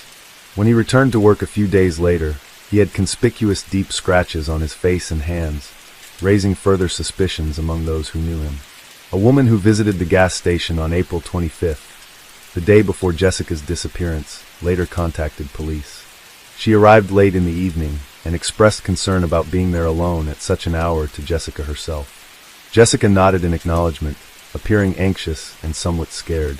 At that moment, an unknown man inside the station reassured the visitor by saying, "Don't worry, she has customers who look after her." He left the premises. The concerned visitor, still worried about Jessica's safety, stayed in her car outside until Jessica finished her shift and headed home. Tragically, Jessica disappeared the following day in 2016. The witness from the gas station positively identified Jeffrey Willis, recalling seeing him there. Investigators learned that Willis had frequented the Exxon gas station, interacting with Jessica Herringer on at least 15 occasions. Concurrently, 48-year-old Kevin Bloom, Willis's cousin and a prison guard, was taken into custody. Kevin's inconsistent statements during interrogation eventually led to a confession. He disclosed information about Rebecca Blecher's death that hadn't been publicly known. Kevin also confessed to assisting Jeffrey in concealing Jessica's body. He described how on April 27th, the day after Jessica's abduction, Jeffrey invited him over for a party at his house. Upon arriving at his late grandfather's residence, Kevin saw Jessica for the first time lying on the floor bound and lifeless. The cousins wrapped her body in a sheet, transported it in a car to a forest where Jeffrey had pre-dug a grave and buried her. They then returned home. When Kevin Bloom led the police to the forest to identify the burial site of Jessica Herringer's body, he spent a considerable amount of time wandering through the area. Despite his efforts, he was unable to pinpoint the precise location where they had buried the body. The trial of Jeffrey Willis commenced despite Jessica Herringer's body not being found either alive or deceased. The prosecution presented substantial evidence to charge Willis with her kidnapping and murder. Their case posited that Willis had been stalking Jessica for an extended period. On the night of April 26, 2013, he allegedly parked his vehicle near the service entrance of the gas station. Entering the premises, he is said to have struck Jessica on the head with his gun. During this assault, it's reported that the cover of the gun's laser sight fell off and Jessica's blood was spilled on the floor. Willis then purportedly dragged Jessica out through the service exit and placed her in the back seat of his car. He transported her to his late grandfather's house, where he committed his most horrific acts. Forensic computer analysis revealed that Jeffrey Willis stored photographs and news articles about the search for Jessica on his computer. Following the investigation's progress, it was discovered Willis used a password displayed on the screen consisting of Jessica's initials and the date April 27, 2013, presumed to be the day she died. Willis consistently denied his guilt, insisting he was at home on the night of her kidnapping. His lawyers argued that there was no direct evidence linking him to the case. No DNA belonging to Jessica was found in Willis's house or car. The defense team suggested that her disappearance might be linked to illegal drug trafficking, since Dakota had mentioned Jessica developed a serious substance abuse problem. Despite these arguments, Jeffrey Willis was convicted of murdering Jessica Herringer and received a life sentence without parole. Throughout the trial, he displayed neither remorse nor empathy. His cousin Kevin Bloom was found guilty of assisting in disposing of Jessica's body. Kevin received a sentence of 2 years in prison and 5 years probation. Suspension from his role in the prison system was yet another blow to Jeffrey Willis. Years after his conviction, the narrative around him took a startling twist. He became a suspect in an older, unresolved case. On October 17, 1996, in Fruitport, Michigan, Angela Thorbug, a young woman, was found dead. Her remained at large. Ed Willis, who graduated from the same high school as Angela in 1988, found himself linked to her 1996 murder. In that year, 28-year-old Willis worked as a janitor at his alma mater. Concerns were raised when the principal noticed his excessive time spent in the computer lab during work hours. A check on his computer activities was initiated by the principal. Although the findings remain undisclosed, Willis was asked to resign immediately following the review. The investigation into Angela's murder continues to be shrouded in secrecy. A decade has passed since Jessica Herringer's disappearance, and her remains are still undiscovered. This tragedy sparked a legal battle over the custody of her son, Zahn, between Jessica's sister and Dakota, her partner. Ultimately, Jessica's biological family is raising Zahn. In addition to custody disputes, Jessica's parents have been key advocates for legislative changes following their daughter's disappearance. Their efforts led to the enactment of a law mandating gas stations operating at night to install surveillance cameras. The goal is to prevent similar incidents in the future. The case of Kristen Rossum. She could have been a scientist, but she chose a different path. Blonde Kristen Rossum, a chemistry graduate from San Diego State University, could have had a brilliant future. Instead, she is serving a life sentence in the Central California Women's Facility for the crime against her husband. Ralph and Constance Rossum had 3 children and were preparing them for an undoubtedly bright future.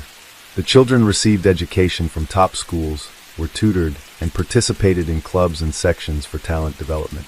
However, the fragile and impulsive Kristen broke, unable to keep up with the pace and pursuit of the ideal.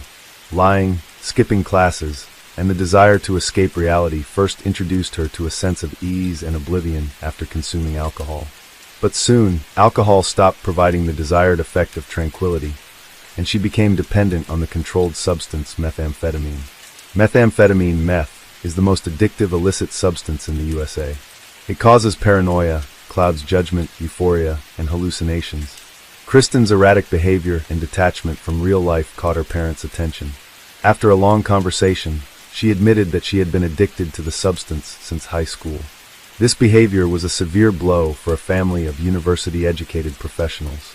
After several months of numerous conflicts with her parents, 17-year-old Kristen secretly ran away to Mexico with friends for a holiday. There, she met a man by chance. Tall, handsome Gregory DeVille, 7 years her senior, seemed like an angel who would save her. And he did. Greg fell in love with the bad girl. He took on the role of a parent and responsibility for her well-being. With Greg's support, she managed to get a job at a local forensic department as a toxicology assistant. Her skills impressed the employer. Her addiction was forgotten, which worked in her favor, as her job in toxicology provided access to seized, controlled substances. As a forensic assistant, Kristen graduated from university with honors. Her teachers and employer praised her, handing her the Best Student Award, unaware of the reasons for her love of the chosen profession. Her relationship with Greg lasted about 5 years and ended with a grand wedding on June 5, 1999. Kristen's parents adored Greg and were at ease for their daughter as she had climbed out of the pit of dependency and confidently stood on the road to a promising and happy life. In March 2000, Kristen was hired by the San Diego County Medical Examiner's Office as a toxicologist. A toxicologist analyzes body fluids to detect controlled substances. Gregory was working in the biotechnology industry at the time. Kristen quickly grew bored with her monotonous life and began seeking excitement elsewhere. She found an opportunity with a colleague, Michael Robertson, who had been appointed as the department head. He was married, but that didn't stop a sudden infatuation between them. They couldn't keep their relationship secret for long. Greg found numerous letters exchanged between the secret lovers. The marital relationship deteriorated, but Gregory still hoped to save the marriage, knowing his wife's weaknesses and trying as hard as ever to save her. This time, Kristen didn't want to be saved. She demanded a divorce. On the morning of Monday, November 6, 2000, Kristen was getting ready for work as usual. Greg was ill and stayed home. Kristen was very worried about her husband. In the days following their separation talk, he had been lethargic and unusually calm. She informed his workplace of her husband's illness. She also visited him during her lunch break. Greg was asleep. At 9:22 p.m. that same day, Christine called emergency services to report that her husband Greg was not breathing. He had most likely committed suicide because he was home alone. The woman cried into the phone and did not listen to the dispatcher's instructions to examine the body and possibly administer first aid. Police officers and paramedics arriving on the scene at 10:19 p.m. pronounced Gregory DeVilliers dead. He was lying on the bedroom floor with his torso exposed, surrounded by scattered rose petals. The room examination suggested that Greg most likely consumed a lethal dose of several controlled substances. Empty vials of powerful painkillers were scattered around, and torn wedding photos were found on his bed. During the interrogation, Kristen stated that she had informed her husband of their separation the previous evening. Just 17 months after the wedding, she regretted getting married. She felt she had rushed into it. Greg was too clingy, and she wanted to distance herself. Greg's death was ruled a suicide. The cause of death was strong sedative drugs. Kristen signed the cremation papers. However, Gregory's family and friends refused to believe in such a sudden suicide. None of them noticed any changes in his character or mood. He had not shared his marital problems with anyone. Greg was so opposed to controlled substances that he would never have taken them. Soon, the relatives managed to stop the cremation and insisted on an independent autopsy. The family's persistence allowed for the consideration of a homicide scenario. Soon, toxicological tests revealed that Gregory's body contained an extremely high amount of feminine, a pain reliever 150 times stronger than morphine, along with lesser amounts of clonazepam and trace amounts of oxycodone, known as hillbilly heroin. Investigators speculated that, under the strong influence of clonazepam and other detected drugs, someone else administered the lethal dose of fentanyl to Gregory. Kristen became the prime suspect, as fentanyl is not an over-the-counter medication, and she had ample knowledge and access to such drugs.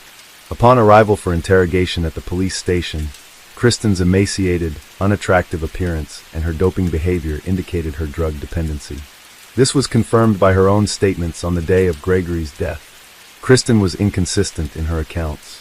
Initially, Kristen told paramedics that Gregory had not taken any medication, but later she changed her statement, suggesting he might have taken oxycodone. At the hospital, Kristen told a nurse that Gregory might have overdosed on oxycodone. Oxycodone is similar in effect to codeine-based drugs. It can not only relieve pain, but also induce a sense of euphoria. It depresses the respiratory center, and without timely assistance, its use can be fatal. The police considered the possibility that Gregory died from an accidental overdose of cold medicine and oxycodone. In conversations with Kristen, they also learned that Gregory was very upset about their failing marriage, leading Kristen to tell the police that he ended his own life. This was another investigative avenue they explored. On November 8th, a colleague of Kristen's, Russ Lowe, called the police. He informed them about Kristen's affair with her boss.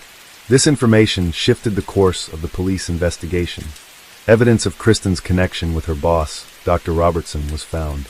The evidence included passionate emails they exchanged, as well as computer files and professional articles revealing Dr. Robertson's specialized knowledge of fentanyl. The criminal puzzle was coming together perfectly.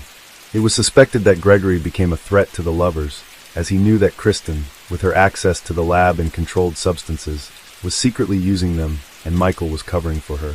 It was a premeditated crime. The challenge for the investigators was to prove it. During interrogation, Michael Robertson told detectives that he was aware of his lover's drug dependency. At that time, no charges were brought against the couple. They were both dismissed from their jobs for violating several rules during the investigation. Serious trouble for Kristen began in January, when police raided her home, finding traces of drugs and paraphernalia. She was arrested for the first time, but was later released on bail. The investigation progressed as new information emerged. This included Kristen's diary. During its initial examination, investigators hypothesized that it was written by Kristen not for herself, but for an external reader, as a means of covering up and affirming her innocence while crafting the appearance of Gregory's perfect self-inflicted demise.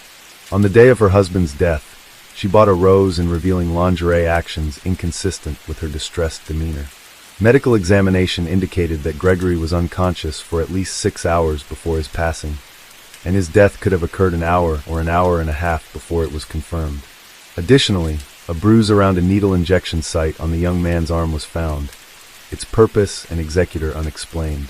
At Kristen's workplace, a shortage of the drug that led to Gregory's demise, as well as other controlled substances, was discovered. Police believed Kristen poisoned Gregory, administering fentanyl without his knowledge. The prosecution built its case on toxicological and medical data. With enough circumstantial evidence, Christine was arrested on June 25, 2001, and charged with first-degree murder. After spending 6 months in custody, she was released on bail. The first trial soon commenced. The prosecution's main theory was the motive for the homicide. They argued that she terminated Gregory because he threatened to tarnish her good girl reputation by revealing her renewed drug use and affair with Michael Robertson. The prosecution claimed Kristen poisoned Gregory with fentanyl. The court heard that fentanyl is a powerful synthetic opioid, 80 times stronger than morphine. It was suggested that she first tried to end his life with clonazepam, but when that failed, she administered fentanyl. They also argued that she then staged the bedroom to look like Gregory ended his own life, tearing pages from her diary and placing rose petals and a wedding photo around his body. The court heard that Kristen, with a degree in biochemistry, used her knowledge of drugs and chemistry to terminate Gregory. The prosecution also claimed that Kristen hoped to convince her colleagues in the medical examiner's office that Gregory's death was self-inflicted, hiding information about the fentanyl. However, before Gregory's autopsy could be conducted, she was transferred to another lab, and the attempt to substitute toxicological research was unsuccessful. The prosecution presented Kristen's day on November 6th. Early in the morning, she called Gregory's employer to report his absence, then went to work. Her colleagues testified that, about an hour after she arrived at work, around 9 a.m., she was seen crying in Michael's office. The apartment building manager, where Kristen and Gregory lived, reported seeing her return home at 12:10 p.m. At 12:41 p.m., she went to a local grocery store and purchased several items, including a single red rose. Credit card statements confirmed this fact.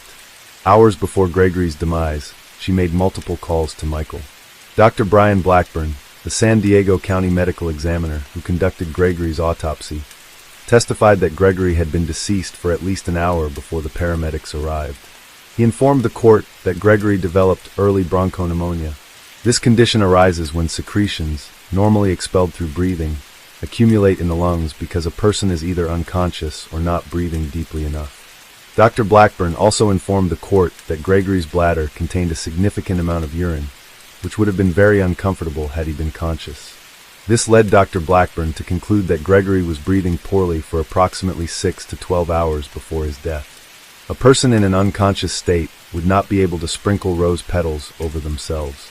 Dr. Blackburn showed that the level of clonazepam found in Gregory's blood was not at an overdose level and was not lethal. Dr. Theodore Stanley testified on behalf of the prosecution. He demonstrated that fentanyl is a potent and fast-acting pain reliever with a serious side effect that can lead to a person's respiratory arrest. Dr. Stanley stated that the speed at which fentanyl begins to act depends on the method of its administration. The peak effect occurs about 16 hours after applying a transdermal patch, 20 to 30 minutes after oral ingestion, 15 to 20 minutes after intramuscular injection, and within 5 minutes after intravenous injection. Dr. Stanley informed the court that fentanyl is usually not administered orally because the liver destroys about 65% of it, so only 35% enters the bloodstream. When asked to explain how fentanyl entered Gregory's system, neither Dr. Blackburn nor Dr. Stanley could provide a definitive opinion. Dr. Stanley showed that various concentration levels in Gregory's body, along with data indicating that Gregory was unconscious and breathing shallowly for several hours before his death, suggest that fentanyl was likely administered to Gregory multiple times. The prosecution could not confidently tell the jury how Kristen poisoned Gregory, but there were indications that she might have applied fentanyl patches to his arm while he was asleep. The disappearance of 15 patches from the laboratory where Kristen formerly worked supported this theory as a possibility. The defense asserted Kristen's innocence, acknowledging that fentanyl was the cause of Gregory's death, but claimed he self-administered it, intentionally causing his own demise due to despair over family issues. Kristen testified in court, describing waking up on the morning of November 6th to find Gregory distraught. She called his employer at 7:42 a.m. to report his illness, and that he wouldn't be coming to work. She told the court she went to work, but returned to the apartment to check on Gregory, having lunch with him after noon. Kristen's testimony, I asked Gregory why he was so upset that morning. He replied that he wasn't feeling well and had taken some oxycodone and clonazepam. He planned to stay home and sleep. I left for work. Around 2:30 in the afternoon during my lunch break, I came home to check on Gregory. We had lunch. I then went back to work. I got home around 8 o'clock in the evening. Gregory was lying on the bed. I thought he was asleep. I took a bath. When I came out, I tried to wake him up. He was cold. I called the emergency services. The prosecutor cross-examined Kristen, calling her explanation strange. She admitted to lying in the past and about her drug use. He told the court that fentanyl was the perfect poison because it's hard to detect, which she knew well from her job. Medical testimony based on autopsy and toxicological findings proved that Gregory was unconscious for about 6-8 hours, meaning Kristen couldn't have had lunch with her husband that day. The defense claimed that although Dr. Blackburn showed the clonazepam level in Gregory's blood wasn't lethal, taking oxycodone, an opioid, and clonazepam, a benzodiazepine, together could create a synergistic effect, making them more potent. They suggested Gregory might have unknowingly taken the drugs himself. How fentanyl was administered and why high levels were found in his system remained unexplained. After 8 hours of deliberation, the jury found Kristen guilty of first-degree homicide and special circumstances homicide due to the use of poison. She was sentenced to life imprisonment without the possibility of parole. Kristen maintained her innocence and appealed the verdict. The appellate court heard that errors were made by her own defense team. Her lawyers admitted fentanyl caused the death, but failed to test autopsy samples for fentanyl metabolites. This test could have determined whether Gregory swallowed fentanyl, or if the fentanyl found in the samples was a result of laboratory contamination after his death. If fentanyl had been detected only in the samples and never in Gregory's body, the prosecution's theory that fentanyl caused his death would have been incorrect. The appellate court heard that there was a break in the chain of custody regarding the samples. They were placed in a cardboard box, with each container marked as a sample from Gregory's body, but the containers weren't sealed. They were supposed to be delivered to the sheriff's office for immediate transfer to an external lab, but the person supposed to receive the samples was absent, so the box remained at the medical examiner's office for about 36 hours before being delivered to the sheriff's forensic lab. The appellate court's argument was that anyone with a key to the medical examiner's office building had access to the samples. Fentanyl could have been added to the samples posthumously. Kristen believed there was a motive to tamper with the samples and frame her for the crime due to various personal relationships and tensions among the staff. Indeed, Kristen argued in the appellate court that on November 8, 2000, Michael informed one of the toxicologists that he had examined a sample of Gregory's stomach contents. The three-judge panel of the Ninth U.S. Circuit Court of Appeals concluded that Kristen's lawyers erred in not contesting the prosecution's claim that her husband died from a fentanyl overdose. They stated that her legal team should have tested the autopsy samples for fentanyl metabolites rather than just admitting he died in such a manner. However, they did not overturn the verdict, but sent the case back to federal court to determine if this defense error could have altered the trial's outcome. After this decision, the U.S. Supreme Court ruled that federal courts must adhere to the state court's decision when considering such appeals. Based on this ruling, the appellate court voted against holding a hearing on Kristen's case. Her appeal was denied, and she remains in custody. Michael Robertson was implicated as an accomplice in Kristen's trial.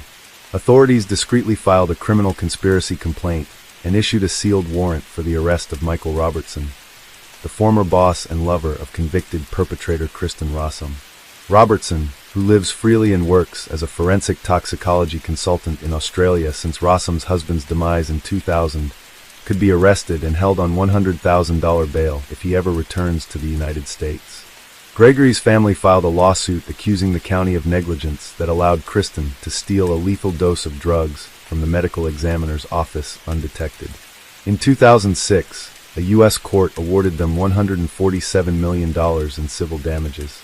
In a case that continues to captivate the nation, Rossum, a former toxicologist at the county medical examiner's office, was sentenced to life imprisonment without the possibility of parole in February 2003 for stealing drugs from the lab and using them to poison her husband, Gregory DeVillers, staging a suicide scene in their apartment, scattering his body with red rose petals.